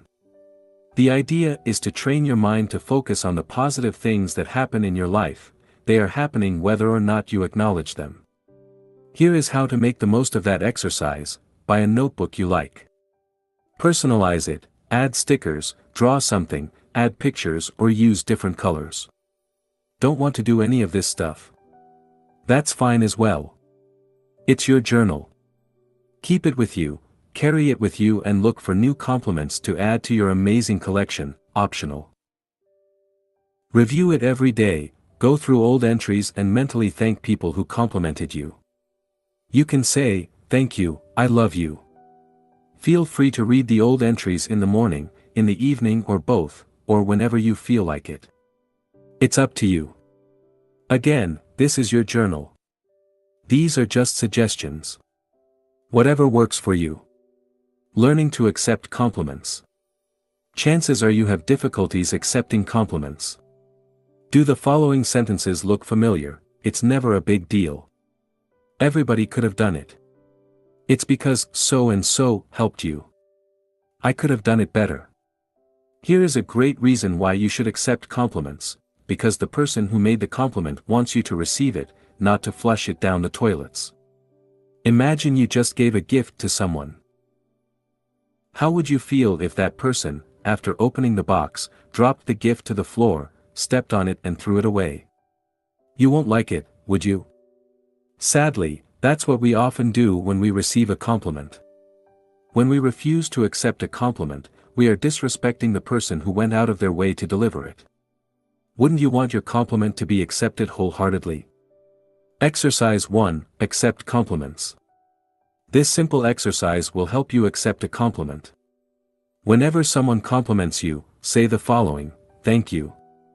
That's it. There is nothing simpler. No, thank you, but, thank you, you too, or, it wasn't a big deal. Simply say, thank you. Here is how to make the most of that exercise: say thank you out loud and clearly. You may discover you have the tendency to repress your feelings and end up saying thank you almost mechanically. In fact, you may realize you've never really said, thank you, with all your heart. Let it sink in. Before you start a new sentence, give space for the feeling of gratitude to express itself. Don't downplay the compliment or explain why you're worthy or unworthy of it. Tell it the way you feel it. Show your appreciation by telling the person who complimented you how you feel. You may experience resistance. Many of us have difficulties expressing gratitude, because our pride prevents us from doing so. After all, we're strong and don't need anybody's help or compliments, do we? We don't want to feel vulnerable. If you experience resistance and find the exercise difficult, recognize this is normal. Your ability to accept a compliment can be a good indicator of your level of self-esteem. Practice accepting compliments and allow yourself to feel vulnerable. Accepting you're worthy of compliments will help you boost your self-esteem. Exercise 2, the appreciation game. The purpose of this game is to learn to appreciate things in yourself you didn't previously acknowledge, or like. It will work well if you have a partner you can play the game with on a regular basis. Tell your partner 3 things you appreciate in them and ask them to do the same. Be as specific as possible and don't worry about coming up with big things. Here are some examples. I appreciate that you prepared breakfast this morning even though you were in a rush. I appreciate that you picked up the kids today. I appreciate the way you always listen to my problems after work. To go further, self-esteem is a complex topic. It affects a lot of people and is often misunderstood. Overcoming low self-esteem takes time and effort. If you regularly feel you aren't good enough, I encourage you to refer to the following books. If, upon reading these books, you realize you have severe and chronic self-esteem issues, you may want to consult a specialist. The 6 Pillars of Self-Esteem, by Nathaniel Branden, Ph.D. Breaking the Chain of Low Self-Esteem, by Marilyn Sorensen, Ph.D. Low Self-Esteem, Misunderstood and Diagnosed, Why You May Not Find the Help You Need, by Marilyn Sorensen, Ph.D. Below is a brief summary of some of the main ideas in each book. In his book, The 6 Pillars of Self-Esteem, Nathaniel Branden identified 6 practices, or pillars, of self-esteem you can work on to develop a healthier self-esteem. 1. Living consciously. In Nathaniel Branden's words, to live consciously means to seek to be aware of everything that bears on our actions, purposes, value, and goals, to the best of our ability, whatever that ability may be, and to behave in accordance with that which we see and know. 2. Self-acceptance, is choosing to value yourself, to treat yourself with respect and to stand up for your right to exist. Self-acceptance is the basis upon which self-esteem develops. 3. Self-responsibility, is realizing no one is coming to save you and you are responsible for your life. It is accepting that you are responsible for your choices and actions. You are responsible for how you use your time, and for your happiness. Because only you can change your life. 4. Self-assertiveness, means honoring your wants, needs, and values and seeking appropriate forms of their expression in reality. 5. Living purposefully, is to use your powers to achieve the goals you have selected. In other words, it's your ability to set and achieve goals in every area of your life. 6. Personal integrity, is behaving in a way that matches your ideals, convictions, and beliefs. It's when you can look at yourself in the mirror and know you're doing the right thing. In Breaking the Chain of Low Self-Esteem, Marilyn Sorensen provides a great overview of what self-esteem is and how it works. The author explains that low self-esteem stems from the negative perception you hold of yourself, a perception that is largely, if not entirely, based on your negative interpretations of past experiences. This distorted perception of reality leads you to experience fear and anxiety. Your family environment may have played a big part. Perhaps, your parents have repeatedly put you down, making you feel as though nothing you did was ever good enough. You may now firmly believe you are less worthy than others. As a result, you filter everything based on this negative image of yourself. It's as if you were looking at reality through tinted glasses, glasses that discard praise and compliments, remembering only criticisms. The examples in her books will help you understand how self-esteem issues manifest in real life. In addition, Ms. Sorensen provides dozens of practical exercises to help you become more aware of your self-esteem issues and provide you the tool to develop a healthier self-esteem. Action Step. Refer to the exercises in the corresponding section of the workbook, Section 4. How to use your emotions to grow, not being good enough. 21. Being defensive. Our love of being right is best understood as our fear of being wrong. Catherine Schultz, journalist and author. Do you constantly justify yourself? Are you offended whenever someone insults you or disrespects you? There are very specific reasons why you get defensive. By becoming conscious of these reasons, you'll learn a lot about yourself and be able to let go of that desire to defend yourself. First, let's see why you get defensive. Why you get defensive. The need to defend yourself stems from your desire to protect your story, or your ego. Every time your ego is threatened, you are triggered and feel the need to defend it. I believe there are three main reasons why you are triggered. 1. There is part of truth in what you were told. 2. You believe there is part of truth in what you were told. 3. A core belief you hold has been attacked. Note that because we all have different stories, what triggers you might not trigger someone else. 1. There is part of truth in what you were told. Someone mentioned something that is true about you and it hurts. For instance, he or she may accuse you of procrastinating on a certain project. Your inability to accept that truth is the reason you become defensive. When that topic is brought up, it triggers emotional reactions such as anger, denial, or self-criticism. 2. You believe there is part of truth in what you were told. You were told something you believe to be true and feel hurt. In this case, the criticisms you received may be unfounded. Yet, you still feel hurt. Why is that? It's because what you were told confirms the disempowering beliefs you hold about yourself. For instance, let's say you believe you aren't good enough. This belief pushes you to work harder than anybody else. Now, how would you feel if someone accused you of being lazy? You would feel offended, wouldn't you? However, that wouldn't be because you're actually lazy, but because of your belief that you should work harder. 3. One of your core beliefs has been attacked. Someone directly or indirectly attacks one of your core beliefs, and you feel the need to defend yourself. This could be a religious belief, a political belief, or a more general belief about the world or yourself. The more attached you are to this belief, the stronger your emotional reaction will be. Here is a great example: because they believed Donald Trump was evil, some liberals had strong emotional reactions after he was elected president.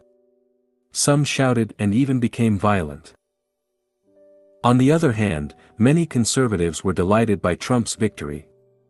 How come people can react so differently to the same event? This is because of their core beliefs. Both Democrats and Republicans strongly identify with their political beliefs. This led hardcore Democrats to burst into tears and hardcore Republicans to rejoice. Whenever a belief you're strongly attached to is attacked or challenged, you'll experience an emotional reaction. The deeper the belief is, the stronger the emotional reaction will be when it is attacked. An extreme example would be someone ready to kill anybody who dares to criticize his or her religion.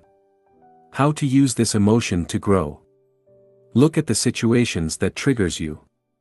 Whenever you feel offended, ask yourself why.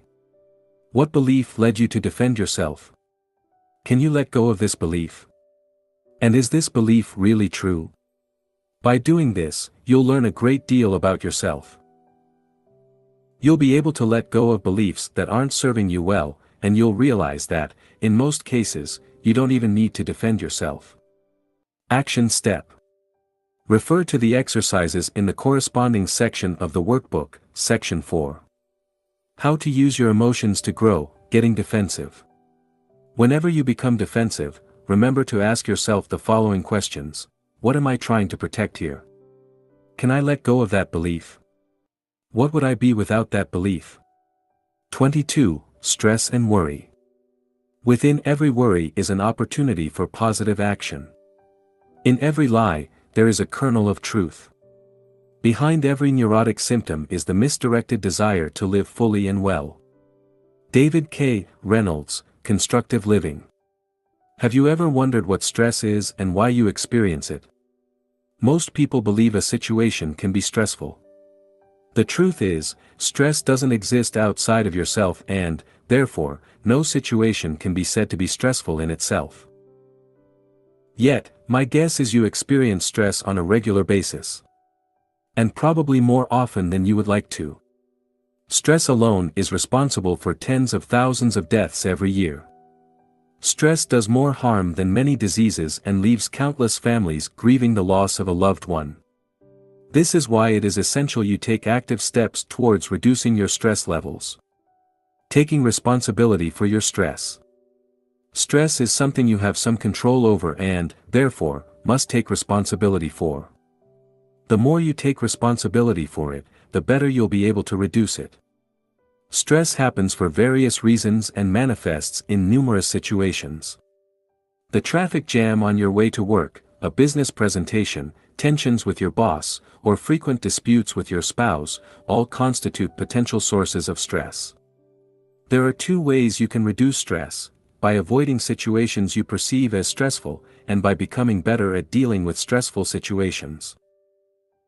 We'll see how you can use these methods to reduce your stress levels. How you can use stress to grow. Exercise. Make a list of your major sources of stress. Let's look at specific situations that are sources of stress for you. Using the workbook, write down what causes the most stress in your typical week. Come up with at least 10 things. Reframing stress. Emotions arise as a result of your interpretation of events. The mere fact you experience stress, or any other emotion, means you've added your own interpretation to what is happening. Otherwise, you would have a stress-free life. Now, look at your list of stressful situations. For each situation, ask yourself the following questions: is that situation stressful in itself? What do I need to believe to experience stress in that specific situation? What would I need to believe to reduce or remove stress in that particular situation? Let's say you're stuck in a traffic jam and you find it stressful. Is that situation stressful in itself? No, not necessarily. The traffic jam exists and there is nothing wrong with it, per se. What would I need to believe to experience stress in that specific situation? I would need to believe there shouldn't be any traffic jams, and therefore, something is wrong. The traffic jam is a stressful event in itself.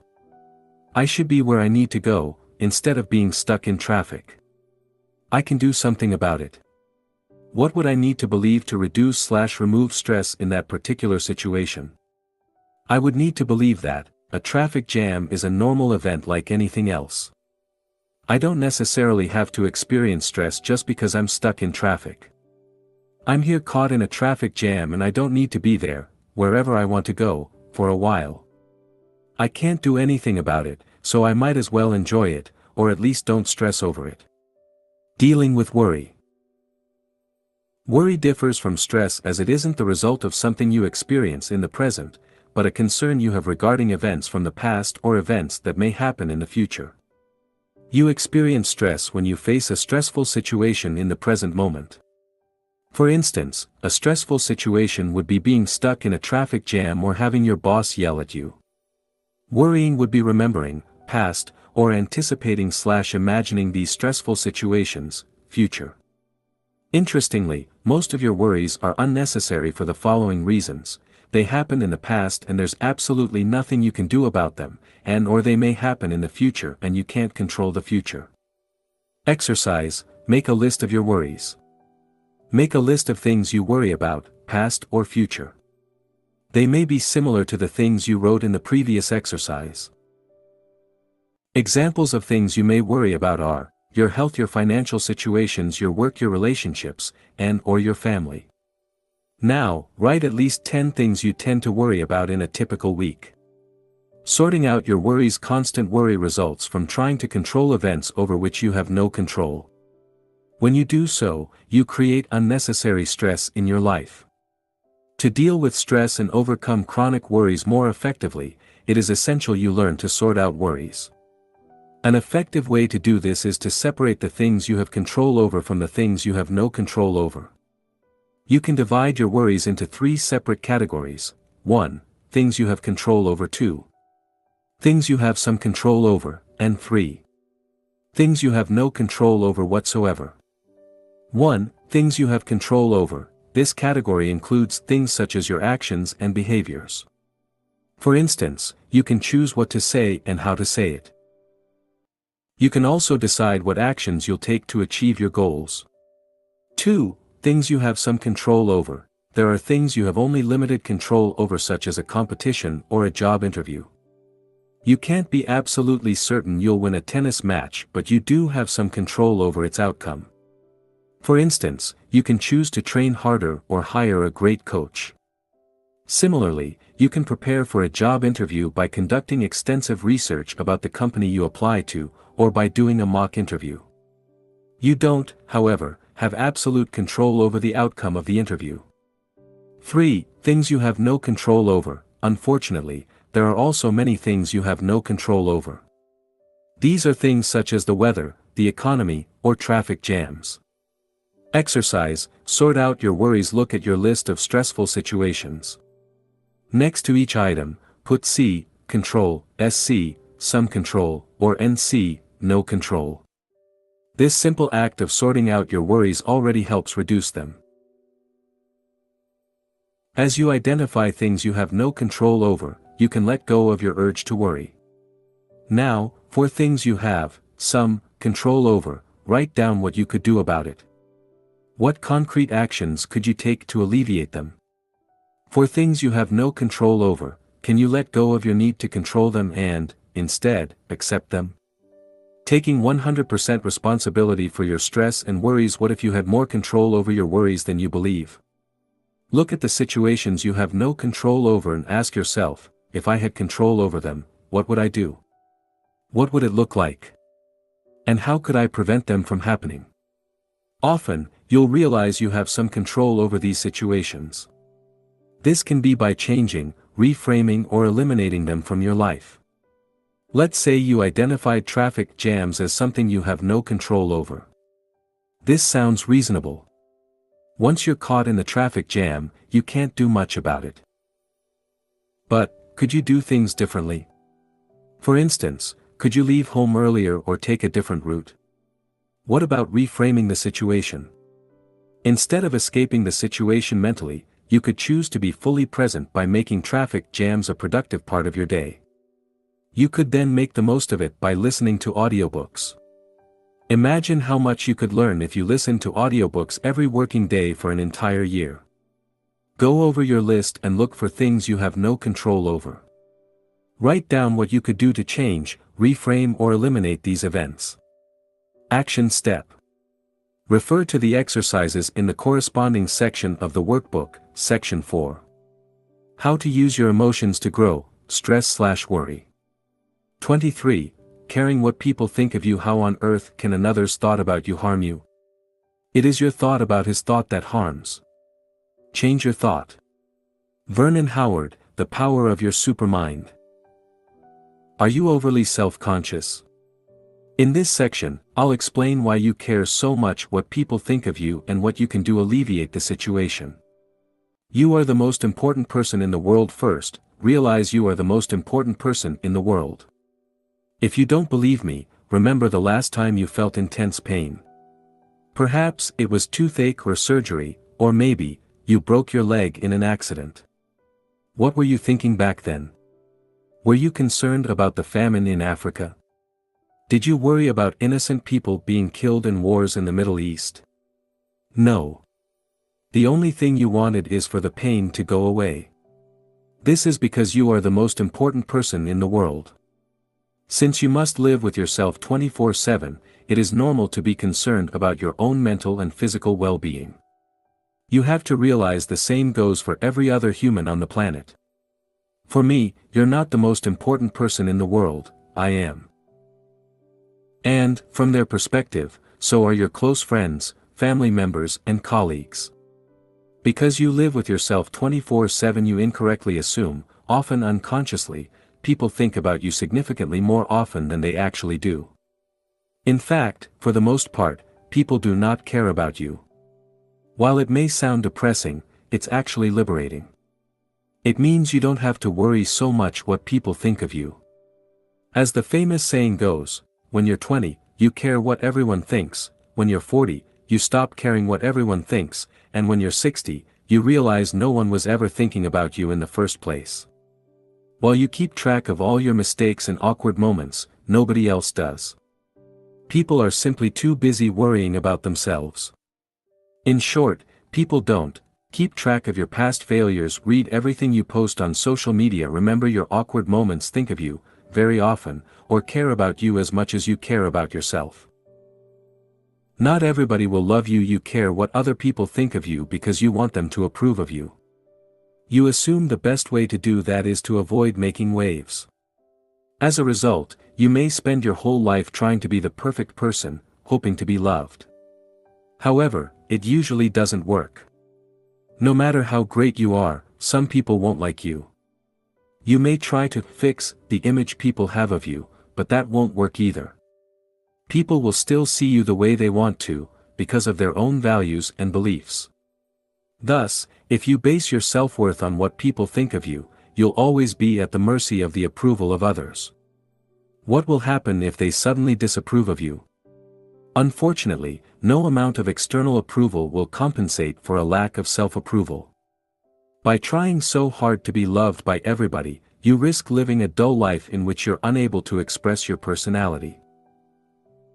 You'll end up mimicking your friends, pleasing everybody around you, but forgetting to please the most important person in the world, you. What people think of you is none of your business. You're not responsible for people's thoughts. In fact, what people think of you is none of your business. Your job is to express your personality the best way you can while having the purest intent possible. In short, your responsibility is to do your best to be your true self. Then, people may or may not like you, and either way is fine. Remember, the most influential people such as presidents and statesmen and women are often hated by millions. Therefore, don't make it your personal mission to change people's image of you. People are entitled to their beliefs and values, and they have the right to dislike you. They are free to interpret your actions and behaviors through their own filter. Part of your personal growth is to accept you don't have to be liked by everybody, and finally, you can be yourself. How to use this emotion to grow? Being overly self-conscious means, 1. You have a distorted view of the way people perceive you, and 2. You are attached to a self-image you want to protect. To stop being so self-conscious, you must address these 2 points. 1. Change your interpretation of the way people perceive you to care less about what people think of you. It is essential for you to redefine your relationships with other people. This entails realizing that, in general, people don't care about you, and you don't care about people. Exercise 1. Realizing people don't care. This exercise will help you understand at a deep level, most people are not really concerned about you. Choose one person you know. It might be a friend, an acquaintance, or a colleague.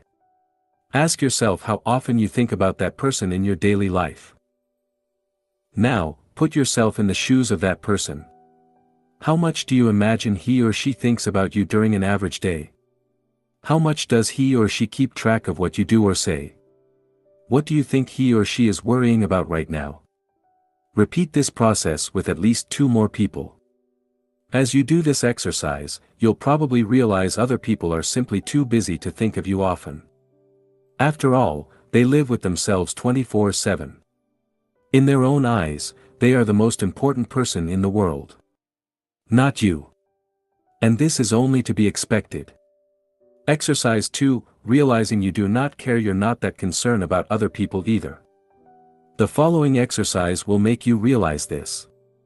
Go through your day and try to remember all the people you met or interacted with.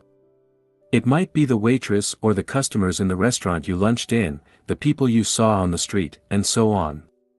Ask yourself how much you thought about these people prior to this exercise.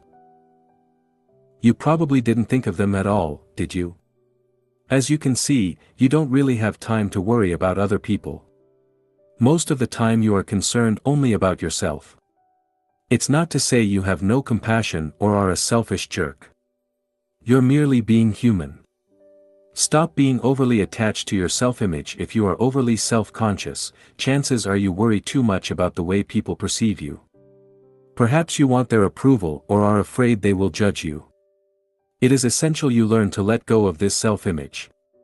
Exercise, letting go of your self-image. Write down all the things you're afraid to be judged on, maybe you worry about your look, or you're afraid of saying something silly. Write down why you care. What is the issue here? What image are you trying to protect? Do people believe you're smart and you're afraid you can't live up to this image? Are you afraid of being rejected as a result of saying something wrong? This exercise will bring awareness to the things you're worrying about and will help you address them. In addition, don't forget to complete the exercises mentioned in the section, letting go of your emotions.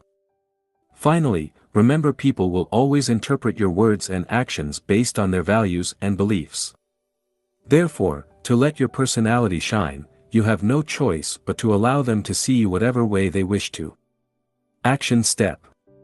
Refer to the exercises in the corresponding section of the workbook, Section 4. How to use your emotions to grow, caring what people think of you. 24. Resentment. Even if we can't love our enemies, let's at least love ourselves. Let's love ourselves so much that we won't permit our enemies to control our happiness, our health, and our looks. Dale Carnegie, How to Stop Worrying and Start Living. When you resent people, you're angry at them because they didn't behave the way you wanted them to. Maybe they broke their promises, or perhaps they didn't give you what you expected from them. Perhaps you believed they owed you something, but they failed to deliver. Resentment often builds up when you fail to communicate effectively with the people you resent. That is, when you didn't tell them you felt hurt, or didn't communicate your needs and wants, assuming they would naturally cater to them. It can also grow when you did express your feelings but can't let go of them and forgive. As Nelson Mandela once said, resentment is like drinking poison and then hoping it will kill your enemies. It just doesn't work. Resenting people. As with any other emotion, resentment will grow in intensity following the formula, interpretation plus identification plus repetition equals strong emotions. You can resent someone for years for a rather insignificant event based on your interpretation of the event, your identification with the story you're telling yourself about it, and/or the number of times you replay the event in your mind. Let's say one of your friends betrayed you by not inviting you to a party. In your mind, your friend truly betrayed you and you deeply resent him for it. You can't stop thinking, how could he do that to me? The thought consumes you for weeks and you decide to cut ties with him. Months later you're still resenting him. Notice that the event in itself isn't upsetting. What creates resentment is your interpretation of the event. Now, is it possible that your interpretation was wrong? What if your friend assumed you wouldn't like the party? What if he thought you were too busy? Sure, he should have at least invited you, but nobody is perfect. If you'd put aside your interpretation and confronted him at the time, maybe things would have turned out differently. The danger of letting resentment build up. Often, what adds fuel to the fire is your inability or unwillingness to confront the people you resent. Instead of this, you keep revisiting in your mind what you think happened. As a result, your resentment grows stronger as time passes. This is especially true if you regularly interact with people you resent. How to use resentment to grow. Resentment occurs when you are unable to forgive and move on with your life. It is the result of being attached to what was in the past instead of focusing on what could be in the future. When you experience resentment, you are provided with an opportunity to learn how to forgive and let go and, more importantly, how to love yourself. Resentment is here to tell you that you must love yourself and value your peace of mind more than anything else. Your peace of mind must become more important than being right, taking revenge, or hating someone else. In short, moving beyond resentment is making a declaration of love to yourself so you can move on, while, at the same time, showing compassion to others. Loving yourself. Paraphrasing Nelson Mandela's words, resentment is a poison you consented to drink. Resentment are the weeds you allow to grow in your garden. When you experience resentment, you believe that something you were legitimately entitled to was unjustly taken from you. For instance, it could be someone else's trust, respect, or love. As a result, you feel as though you've been attacked personally. Resentment will subsist as long as your need for being right and getting even is more important than your peace of mind. It will keep growing as long as you keep feeding the emotion with thoughts of resentment. And it will remain as long as you repress it. That's why it's important you make your peace of mind a priority and learn to forgive others as well as yourself. Loving others. Your ability to release resentment is linked to your level of compassion. The more compassionate you are, the easier it will be to let go of resentment. One important thing to understand is that people always act based on their level of consciousness, or unconsciousness. You may wish someone had acted differently toward you, but if he or she didn't, it's probably because he or she was unable to do so. Thus, rather than saying people are good or bad, it is more accurate to say they are either conscious or unconscious. When they do terrible things to you, it's often because of their lack of consciousness, or the negative emotional state they were in at the time. Sadly, most people are deeply conditioned. Their upbringing leads them to act in a certain way. People often act the same way as their parents, which is why you often hear of people who've been abused by their parents, becoming, in turn, abusive with their children. As Eckhart Tolle wrote in The Power of Now, the mind, conditioned as it is by the past, always seeks to recreate what it knows and is familiar with. Even if it is painful, at least it is familiar. The mind always adheres to the known. The unknown is dangerous because it has no control over it. That's why the mind dislikes and ignores the present moment. In short, the nature of the unconscious human mind is to cling to old patterns and recreate them. Look at your family history and you'll probably notice these patterns. You'll see how people are conditioned. This shows how difficult it is for people to break free from set patterns. I used to resent my mother for being overly protective. I blamed her for not encouraging me to grow, but instead, her actions made me weaker than I already was. Perhaps it was one of the reasons I embarked on a personal development journey. However, I realized she didn't have any bad intentions. She simply meant well and did the best she could.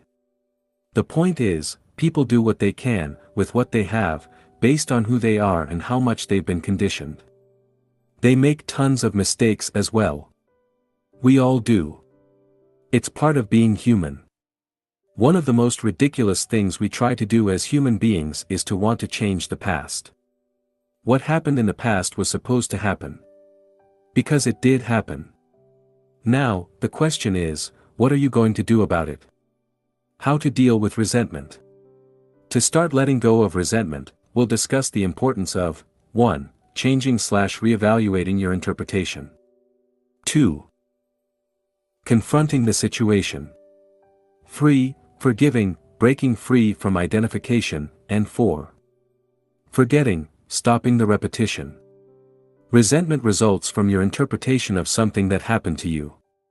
This interpretation leads you to feel betrayed and to experience anger, or even a desire for revenge. By revisiting the scene in your mind, you allow resentment to build and, because you avoid confronting the situation or person at the root of your resentment, the emotion continues to grow. To prevent resentment from building, it is necessary for you to reevaluate your interpretation of what happened, while confronting the situation or person you resent. After doing this, you must be willing to forgive and release your resentment. Finally, you must choose to forget. This entails not replaying the scene in your mind over and over again. 1. Changing/reevaluating your interpretation. To put things into perspective, it is important for you to look at your interpretation of what happened. Might you have overdramatized the situation? Is it possible you misinterpreted something? Ask yourself, what exactly happened? After you remove your interpretation, only the hard facts will remain. Looking at what really happened may provide you with valuable insights, allowing you to replace your current interpretation with a more empowering one. 2. Confronting the situation. If your resentment is directed toward people, perhaps you need to have an honest discussion with them and share how you feel. Often, resentment builds up when you don't share your feelings with the person you resent. This is often due to fear of appearing vulnerable, fear of hurting the other person, or fear of negatively impacting your relationship with that person. If you can't talk to that person directly, an alternative is to write a letter. Even if you don't send it, the simple act of writing the letter may help you release some of your resentment. 3. Forgiving. Now you've found a channel to express yourself, you can start to forgive. You've looked at the hard facts and re-evaluated your interpretation. If needed, you had an honest discussion with the person you resent. You did what you had to do, and can now let go. Think of the negative consequences created by resentment. Write down how it affects your happiness and peace of mind. Remember, resentment is the result of your attachment to the past. Forgiveness is simply reconnecting with the only thing that is real, the present, while forgetting about what isn't real, the past. Then, release it. Imagine how your life would be and how you would feel once you've let go of the resentment. Do it right now. Then, let go. Forgive. Remember, forgiving is an act of self-love. You forgive not just because you have compassion, but because you value your happiness more than anything else. As you forgive, you let go of the attachment to your story, and you distance yourself from the thoughts related to it. To let go of resentment, you can use the 5-step process introduced in the section, Letting Go of Your Emotions. 4. Forgetting. Finally, forget. Forgetting is when you stop entertaining thoughts of resentment and simply move on. When such thoughts arise, let them go. Over time they will lose their power. Action step. Complete the exercise in the corresponding section of the workbook, Section 4. How to use your emotions to grow, resentment. 25. Jealousy. When you experience jealousy, you desire something someone else has, but you don't currently have. We all feel jealous from time to time, and this is not something you should blame yourself for. In this section, I will explain how jealousy works and provide you with some solutions to deal with it. How to use jealousy to grow. Jealousy stems from the belief you aren't good enough. It comes from a place of lack and scarcity. You want something someone else has, believing that it would fulfill you. Alternatively, you're afraid of losing something or someone you believe is yours. Jealousy can help you find what you really want. Jealousy can let you know you're on the wrong path and can help you find out what you really want. For instance, in her book Quiet, Susan Cain explained she would often feel jealous of her friends who were writers or psychologists. Interestingly, even though she was a lawyer at the time, she didn't feel jealous of successful lawyers, as her lawyer friends often did. This led her to realize she wasn't made to be a lawyer. As a result, she changed her career and became a writer. I had a similar experience. While I was a consultant, I didn't envy or look up to successful people in my company. On the other hand, on my personal development journey, I became envious of successful personal development bloggers and YouTubers. I felt particularly jealous of 2 such people when I realized they were doing exactly what I wanted to do. I imagined how amazing it would be to help other people and make a contribution to society while studying and growing along the way. This is why I created a blog and started writing books. As you can see, jealousy, when properly used, can be beneficial. Exercise, identify who you are jealous of. Write down who you are jealous of. Now, what does it say about you and what you want from life? Jealousy can signal a scarcity mindset. In other situations, jealousy may indicate you're operating under a scarcity mindset. Let me give you another example from my personal life. When I see best-selling writers, I sometimes become jealous. I feel as though they are stealing my piece of the pie, and I deserve success as much as they do. I'm not proud of this feeling, but I don't blame myself for having it either. This feeling of jealousy stems from the belief there is only a certain amount of success available out there. Thus, every time someone has a little success, they are stealing your piece of the action. Interestingly, this is often not the case. If anything, for writers the opposite is true. The more a writer can cooperate with other writers, the better chances he or she has to succeed. A writer who tries to do everything on his or her own is likely to fail. This is not limited to writers, of course. Shifting your mindset from one of competition to one of cooperation can help you move from a feeling of scarcity to a feeling of abundance. Nowadays, when I see other writers having success, I remind myself what great news it is. After all, if they can do it, so can I. And the more successful my fellow writers become, the more they are in the position to help me in the future. This also works the other way around. The more I help other writers to succeed, the more they'll be able to help me in the future. As Zig Ziglar said, you can have everything in life you want, if you will just help other people get what they want. Remember, what other people can do, you can do as well. Remember also, success is not a limited resource. Exercise, cooperate rather than competing. Think of a time in the past when you felt jealous of someone else's accomplishments. Now, ask yourself why you felt that way. Then, ask yourself, what would it be like to support the person? How could I cooperate with the person? Why is that person's success good for me?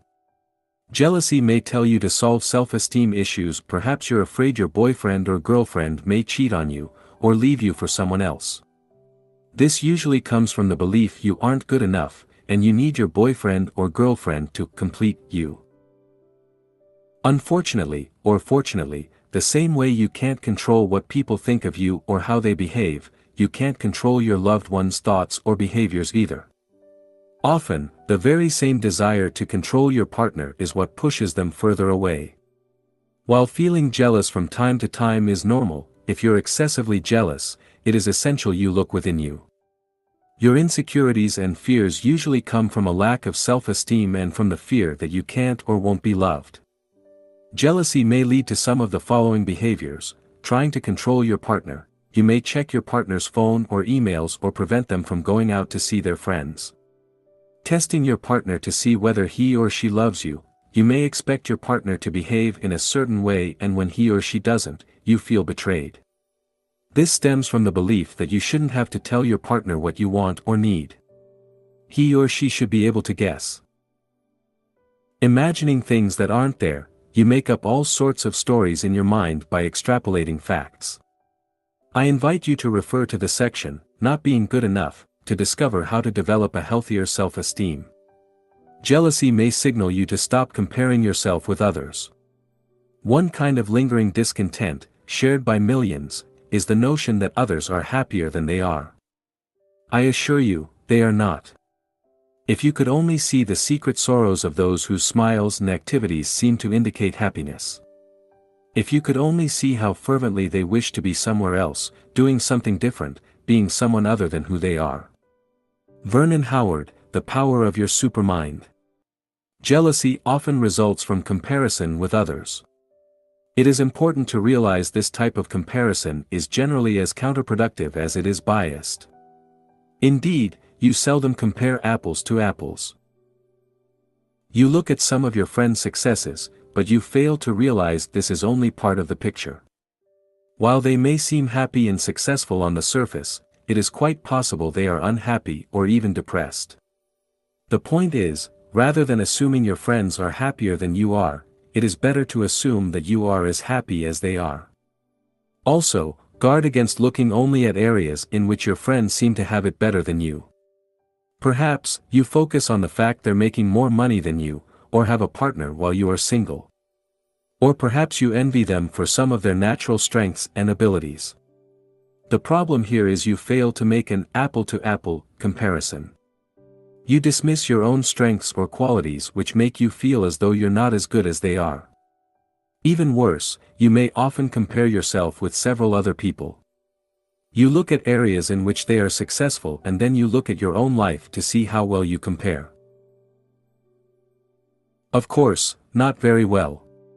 How could you compete with the combined strengths of several people? Can you see how biased and unrealistic this type of comparison is? Yet, this is what many of us do, albeit unconsciously. The bottom line is, if you feel jealous, it may be because you engage in this type of unfair comparison. Instead, why not compare your today's self with your yesterday's self?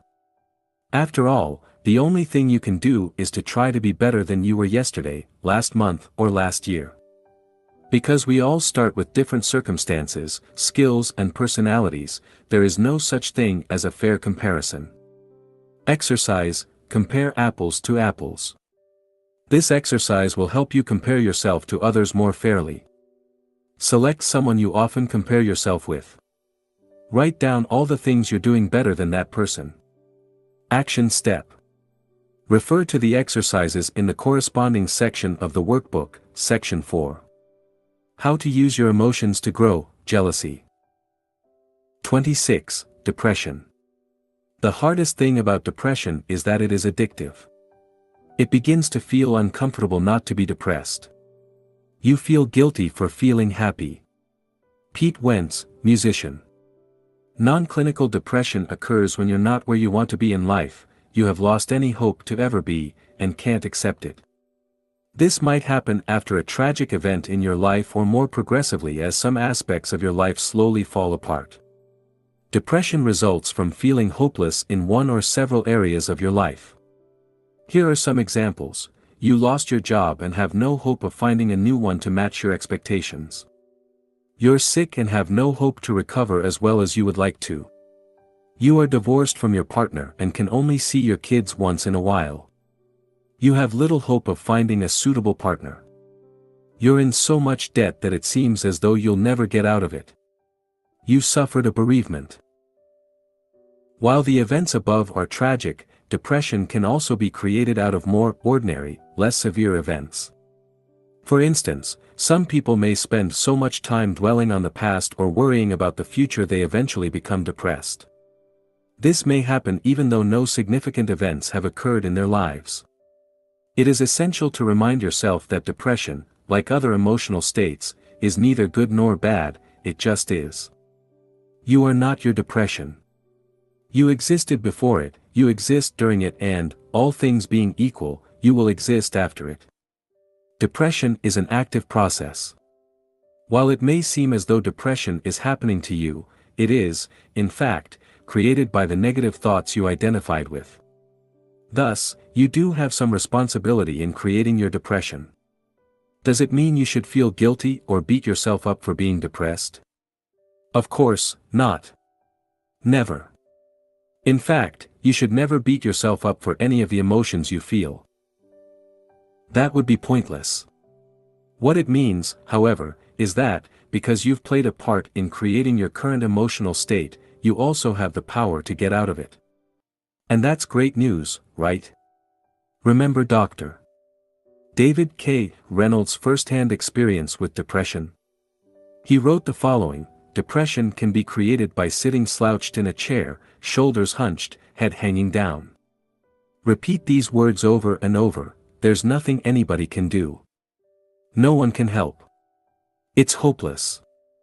I'm helpless. I give up. Shake your head, sigh, cry. In general, act depressed and the genuine feeling will follow in time. David K. Reynolds, Constructive Living. David K. Reynolds' depression was entirely self-created. It was an active process that involved adopting a certain body language, repeating certain words, and having certain thoughts. He had to act in a certain way to become depressed. The good news is that because you have the power to create depression, you also have the power to climb out of it. However, in a negative state such as depression, ignoring negative thoughts and replacing them with more positive ones can be extremely challenging. Even if you try to think positive thoughts of gratitude, joy, or happiness, at first, they will seem to have no power. But you may experience other negative emotions such as anger, for instance. You may ignore your anger at first. Your friends may even encourage you to do so. They would rather see you quiet and depressed than angry. However, sometimes anger may help you move up the emotional ladder and overcome depression. Keep in mind, any emotions other than depression can help, and learn to embrace whatever emotional state seems to give you more energy, and therefore provide more power to move up the emotional ladder. David K. Reynolds also suggests that feelings fluctuate over time even with depressed people. He wrote, "In the deepest depression there are ripples and waves of somewhat lighter moods. You can use moments when you feel slightly better to take whatever action may be beneficial to you at that time. How to use depression to grow. Depression is a sign you've lost touch with reality. Have you noticed that human beings are one of the few species on Earth that have the ability to become depressed? This is because they are the only ones who can get lost in their mind and become enslaved by negative thoughts and disempowering stories. Depression is a sign that you need to move away from your mind, by letting go of your worries about the past/future or your interpretation of the present situation, and reconnect to the present moment. It can be a powerful invitation to let go of the identity you've been clinging to for so many years. This identity is what led you to believe you should be doing certain things, making a certain amount of money, adopting a certain lifestyle, or developing a certain social status. Depression invites you to reconnect with your body and emotions while getting out of your head. After all, didn't your mind create the depression in the first place? Some people who experience severe grief, sadness, or depression like to keep themselves busy to avoid thinking. When depressed, more thinking is seldom the solution. You rarely see people getting out of depression by using their mind. Therefore, instead of thinking, you want to reconnect with your body. Exercising is a great way to do this and has been shown to be effective in improving your mood.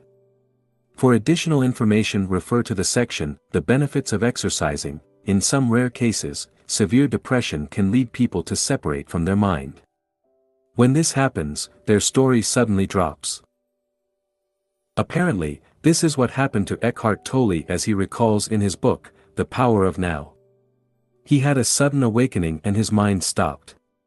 Here is what he wrote about his experience. This withdrawal must have been so complete that this false, suffering self immediately collapsed, just as if a plug had been pulled out of an inflatable toy. Eckhart Tolle. In summary, depression tells you to let go of your ego and reconnect with reality. It invites you to get out of your mind, which can only recall the past or anticipate the future, and live more in the present. Severe depression may require the help of a professional, but for milder depression here are some mediating strategies. Exercise, reconnect with your body and your emotions to overcome depression. It is essential for you to escape your mind. It's easier to feel your way out of depression than to think your way out of it. I would venture to say that most people spend over 90% of their lives in their mind. They have only rare moments of lucidity when they are fully aware and present. For instance, they don't listen to people, but they judge and interpret what they say. Anticipate what they'll say next, and/or get lost in their thoughts. All these things happen at the mind level and show how people are not fully present. Because they either live in the past or in the future, i.e. in their mind, they experience a number of negative emotions. Below are some of the things you can do to reconnect with your body and your emotions. Exercise. As previously discussed, exercising is a great way to calm your mind and connect with your body, and it has a positive effect on your mood. Meditate. Meditation is an effective way to observe your mind and stop identifying with your thoughts so heavily. Meditation is simply a tool to help you reconnect with reality by observing thoughts, emotions, and sensations instead of getting lost in your mind. Activity. Getting busy allows you to avoid excessive thinking. Instead of feeding your depression with constant negative thoughts, concentrate your attention on something else. Focus on others. As mentioned in Dale Carnegie's book, How to Stop Worrying and Start Living, Alfred Adler used to say to his melancholia patients, "You can be cured in 14 days if you follow this prescription. Try to think every day how you can please someone." Whether or not it is accurate, focusing on others can certainly help you forget about your own issues and focus on something more positive. Unfortunately, when you feel depressed you won't want to do any of these things. However, as you start moving and start keeping yourself busy, your situation will gradually improve, and it will become easier and easier. Thus, it is important to take things just one step at a time. Action step.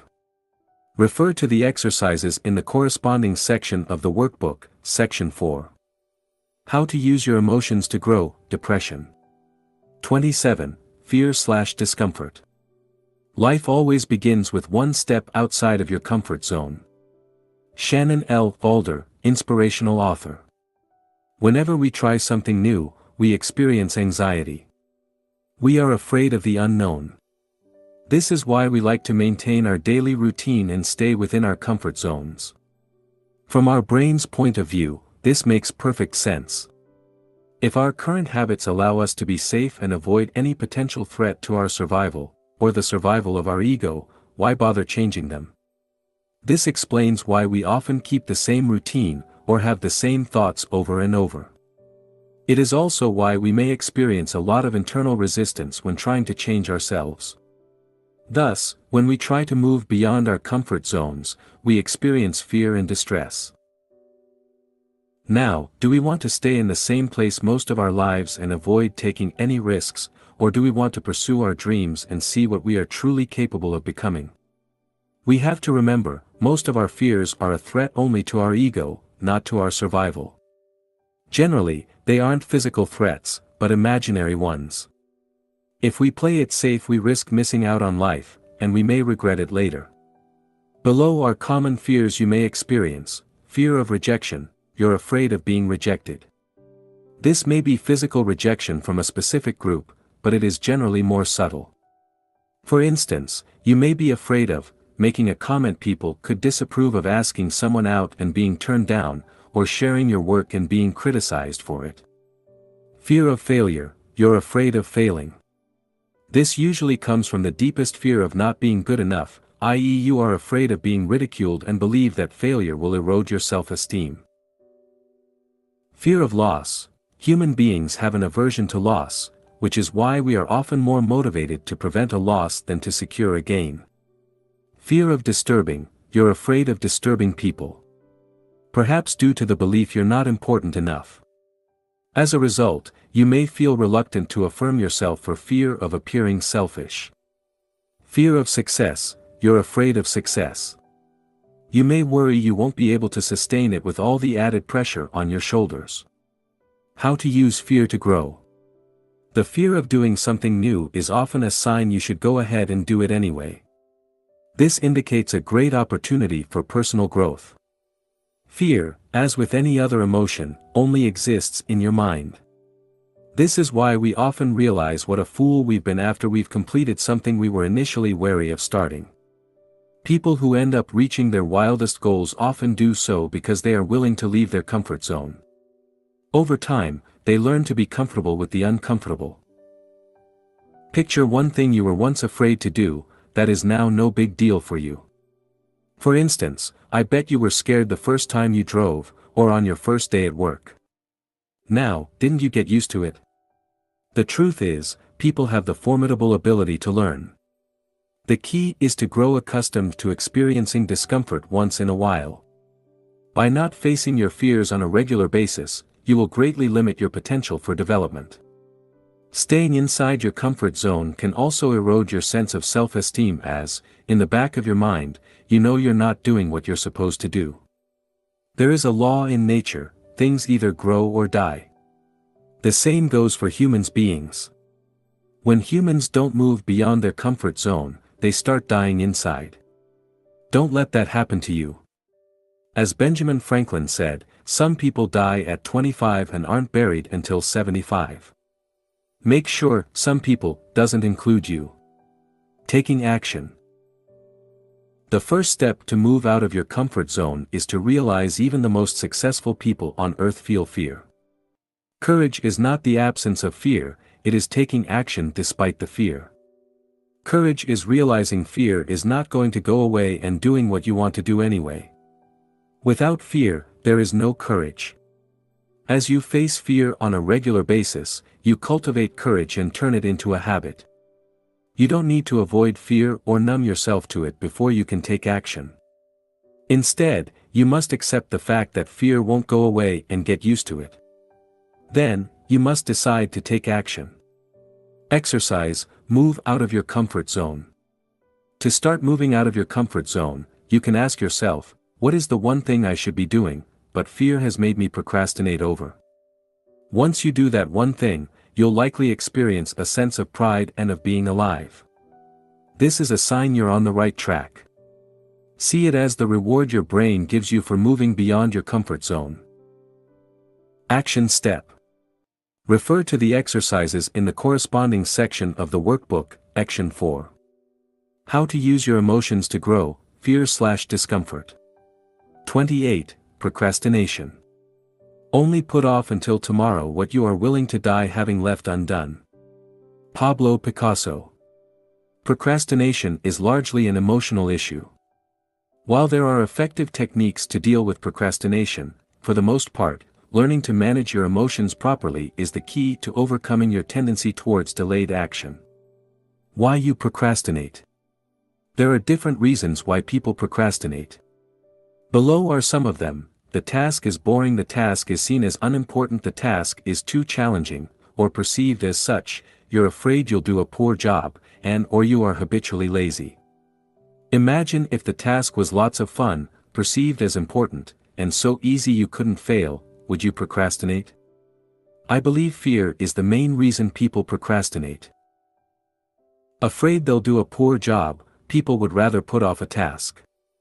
While they may convince themselves that the task is not urgent or important, or that they are tired, often, the truth is they are scared.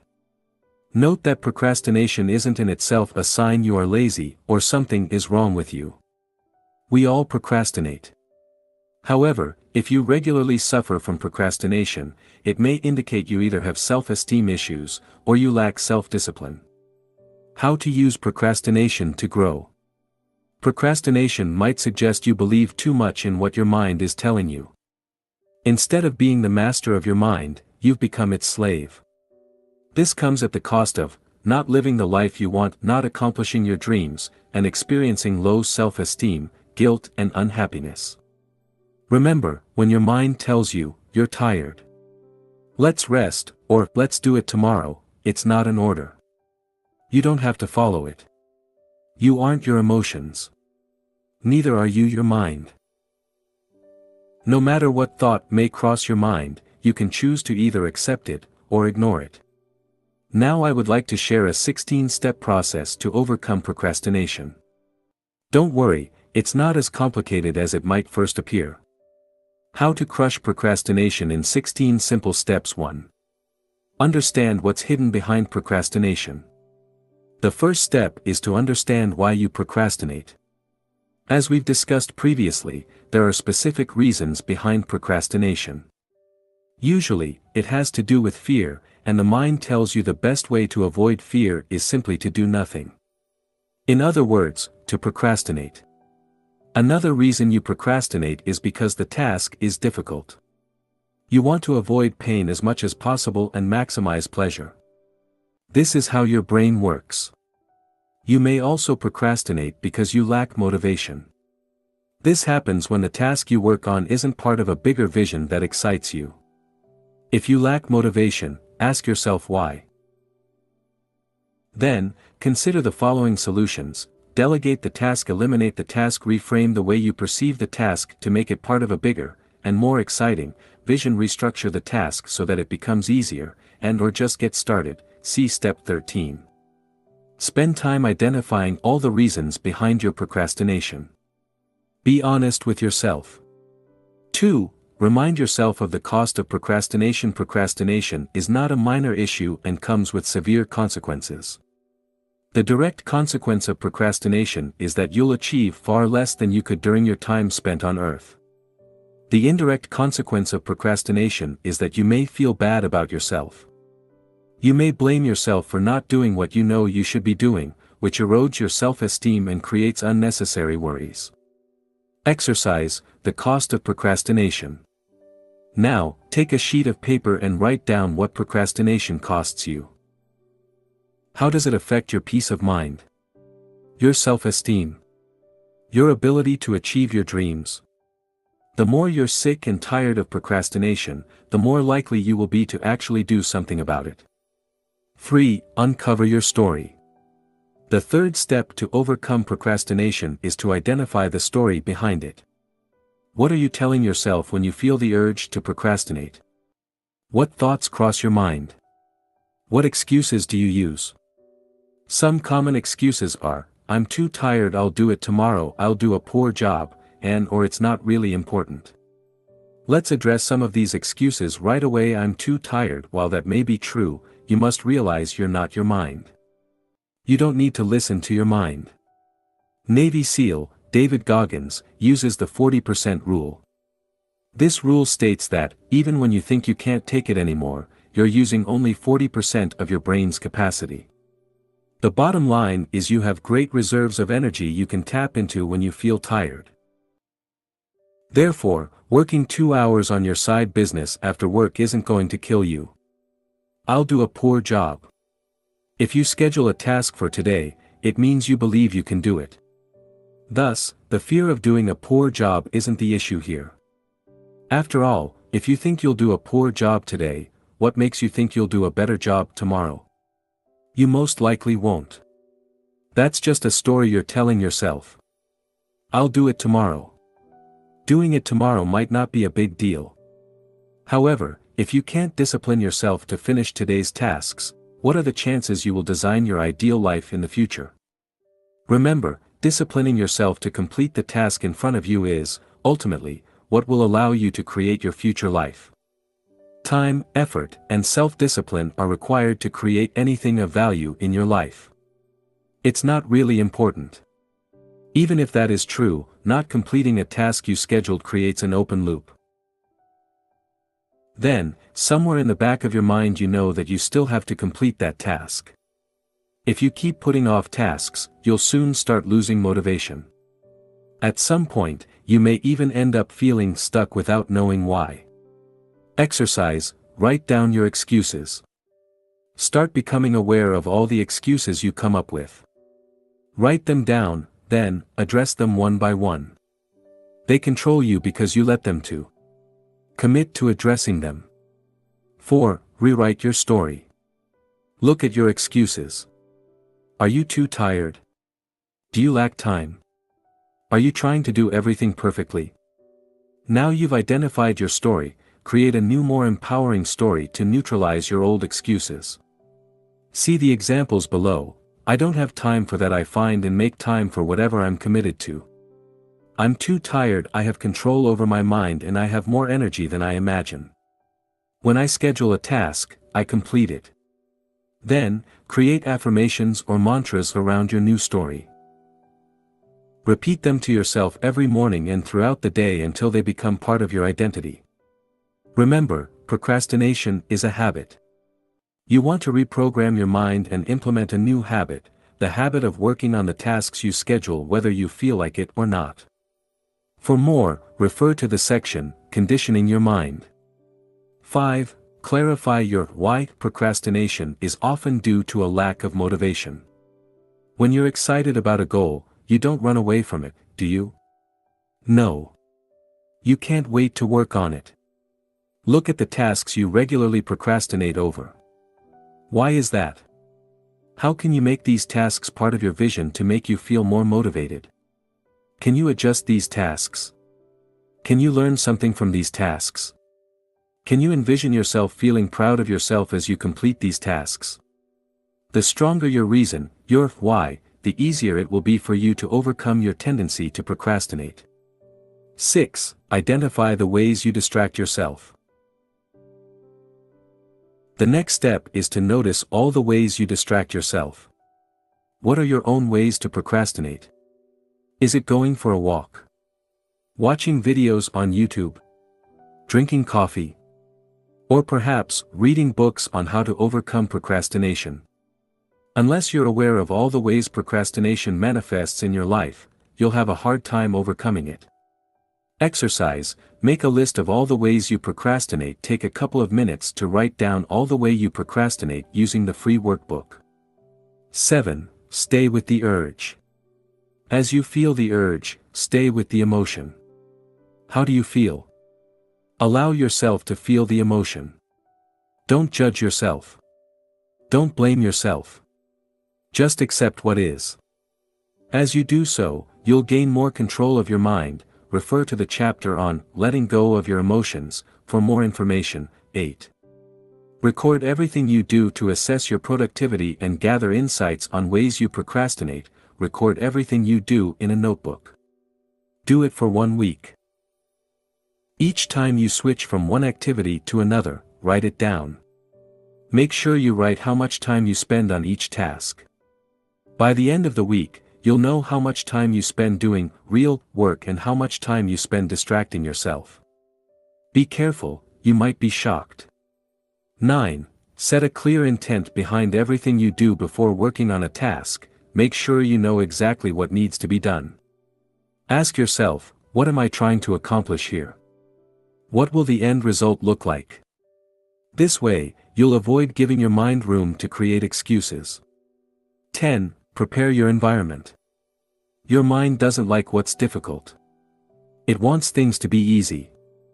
Thus, make sure you remove any friction or obstacle so you can work on your task immediately. For instance, if you want to run, have your running gear ready next to your bed so you can go run right after you wake up, after a full warm-up first, of course. For computer-related tasks, remove all distractions from your desk and make sure you can access all the files you need immediately. 11. Start small. Instead of putting a lot of pressure on yourself, why not start small? Rather than writing 2 pages of your manuscript, maybe you can write 1 paragraph. Rather than exercising for 1 hour, why not start with 5 minutes? Making your task smaller will help you overcome procrastination. Not only that, but it will also allow you to build momentum. So, whenever you have an option, make sure you start small to reduce the pressure. 12. Create quick wins. Facing daunting tasks every day will set you up for failure and kill your motivation. Learn to chunk down your tasks and set small milestones, ones you can achieve easily. This will allow you to form the habit of completing your tasks 100%. Increase your self-esteem as you accumulate quick wins, and reduce the urge you have to procrastinate. Set small goals every day and accomplish them consistently for a few weeks. By doing so, you will increase your self-esteem and be better equipped to complete challenging tasks in the future. Remember, getting things done is a habit, and as with any other habit, it can be practiced and learned. 13. Just get started. Often, when you start working on a task, you'll enter what is called the flow, and things become effortless. In these instances, you become so focused on your task motivation will no longer be an issue. The best way to enter a flow state is by getting started. To make it easier, decide to work on a task for only 5 minutes and see what happens. Remove any pressure or desire to perform well and give yourself permission to do a poor job. You'll often end up working on the task for a lot longer than originally planned. Notice that the more attention your task requires, the more likely you are to enter the flow quickly. In addition, you can use the 5-second rule introduced by Mel Robbins in her book, The 5-Second Rule. This rule states that you only have a 5-second window to take action before your mind talks you out of it. For more on the 5-second rule, refer to the section, Conditioning Your Mind. 14. Create daily habits to support you. If you tend to procrastinate on important tasks, commit to working on them first thing in the morning. For instance, if you want to write a book, start writing every morning. Start small. For instance, set a tiny goal of writing 50 words a day, and do it every morning. As you maintain this schedule, you'll develop a writing habit and make procrastination less likely. 15. Use visualization. You can also use visualization to help you overcome procrastination. Below are 2 specific ways to do so. 1. Visualize yourself doing the task. See yourself turning on the computer, opening the file and writing. Imagine yourself putting on your running shoes and going for a run. This type of visualization has been shown to increase the likelihood you work on the task. Try it out. 2. Visualize yourself having completed the task. How would you feel once the task is done? Liberated? Happy? Proud? Now, feel as you would feel if you had completed your task. By doing so, you'll experience a boost of motivation that will encourage you to work on your task. 16. Build accountability. If you have a hard time completing a task, you might need some accountability. When I'm likely to procrastinate, I like to send a message to a friend and tell him I will complete a certain task by a specific date. Another way to build accountability is to have an accountability partner you communicate with on a regular basis. You could talk to him or her once a week and share your list of goals. You could look at the important tasks you're likely to put off and set a specific deadline for each one. Then, you could send an email to your accountability partner to let him or her know when you completed a task. If you follow this 16-step process, you should be able to overcome or, at least, significantly reduce your tendency to procrastinate. Action step. Follow the 16-step process using the corresponding section of the workbook, Section 4. How to use your emotions to grow, procrastination. 29. Lack of motivation. People often say that motivation doesn't last. Well, neither does bathing, that's why we recommend it daily. Zig Ziglar, salesman and motivational speaker. Lacking motivation is usually a sign that you don't have a compelling vision to pursue. People who have an exciting vision seldom lack motivation. While they may experience setbacks along the way and feel frustrated or even mildly depressed, they tend to bounce back quickly by reminding themselves of their vision. Lack of motivation is also a sign you're not following your bliss. It shows there is a misalignment between what you do and who you are. The word enthusiastic comes from Greek and means filled with the divine. If you lack enthusiasm, you're probably out of touch with the essence of who you are. I've never heard of a Nobel Prize winner retiring early because he or she was bored. In fact, most of them will work until the day they die. This is because they have a clear purpose. Similarly, I've never seen billionaires selling their companies to retire on a tropical island. They may have tried but quickly realize how boring their lives have become. The point is, you don't inherently lack motivation, you're just not doing what you're supposed to do. You haven't stretched yourself enough and haven't created a vision that inspires you. Perhaps, you're stuck at the same dead-end job that bores you to tears. Or maybe you're at your current job for the money, or to fulfill your parents' wishes. Then, it's no wonder you lack motivation. Fortunately, you can get your motivation back. How to use motivation, or lack thereof, to grow a lack of motivation says you need to design a life that is more in line with who you are. It entails having a deep knowledge of your strengths, personality, and preferences, while making sure you leverage them on a day-to-day basis. Knowing your strengths. When you spend most of your day doing things you suck at, how do you feel? Probably, not very motivated.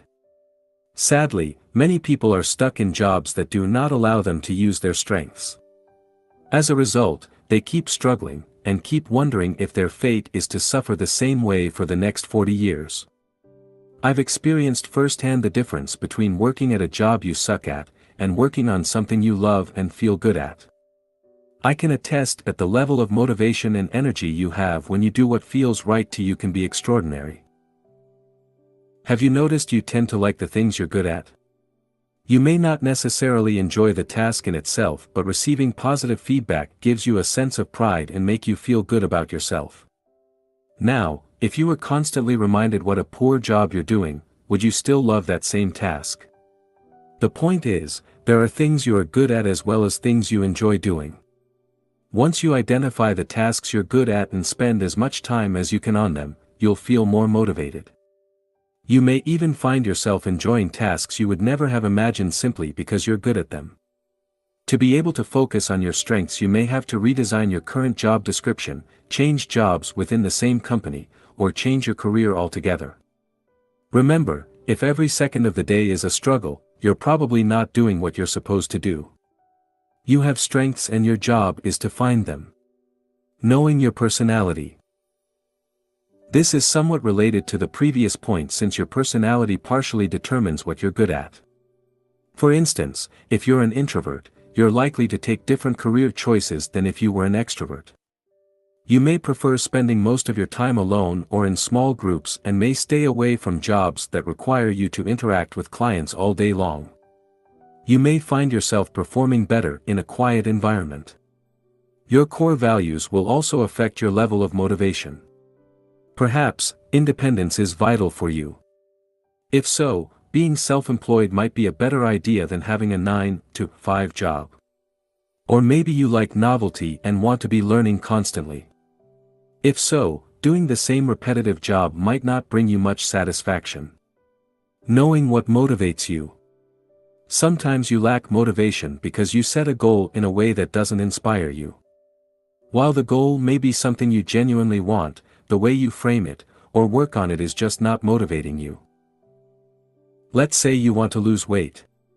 If none of the reasons behind your goal touch you at an emotional level, you won't feel motivated, and will have a hard time achieving your goal.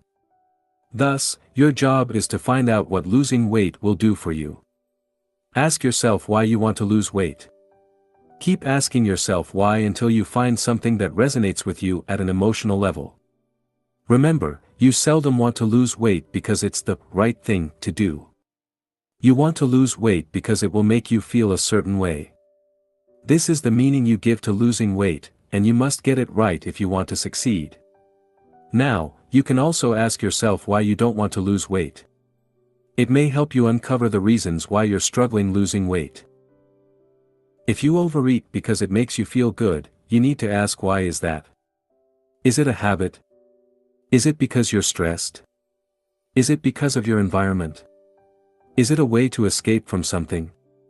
Knowing why you're doing something is important. Once you have a strong why, who knows what you can accomplish? Motivation comes and goes. Here, it is worth mentioning you don't need to be motivated all the time.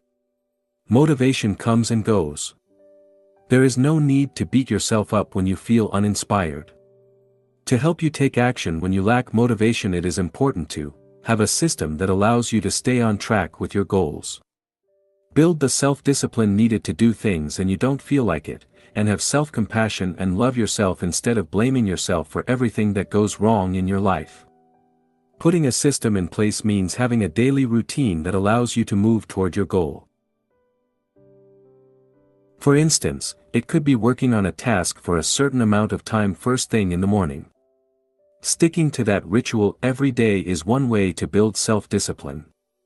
Another way is to set small goals every day and achieve them consistently. Having self-compassion means encouraging yourself instead of beating yourself up. To learn more about how to create a morning ritual, you can refer to my book, Wake Up Call: How to Take Control of Your Morning and Transform Your Life. Feeling stuck. Sometimes, you feel stuck. You're not motivated to do anything, or you feel overwhelmed and don't necessarily know why. This often results from either having too many open loops in your life, or from procrastinating on a major task. Let's see what you can do to unstick yourself. A simple 3-step process to unstuck yourself whenever you feel stuck. Try the following 3-step process. 1. Make a list of all the tasks that need to be done. 2. Identify one task you've been putting off. 3. Complete that task. There is often one specific task you've been putting off for a while. While this may not necessarily be a difficult task, once you commit and finally complete it, you feel so good you may end up completing many more tasks. As a result, you will start building momentum and allow yourself to get unstuck. If you cannot work on that one specific task, start with a less daunting one. This will also help you build momentum. Closing open loops. If you've been putting off too many tasks or have too many unfinished projects, you can do the following. 1. Make a list of all the tasks or project you want to complete. 2. Set aside a specific time to complete them. Perhaps, just a few hours could allow you to finish many of these tasks. Or maybe you need longer. If so, take more time.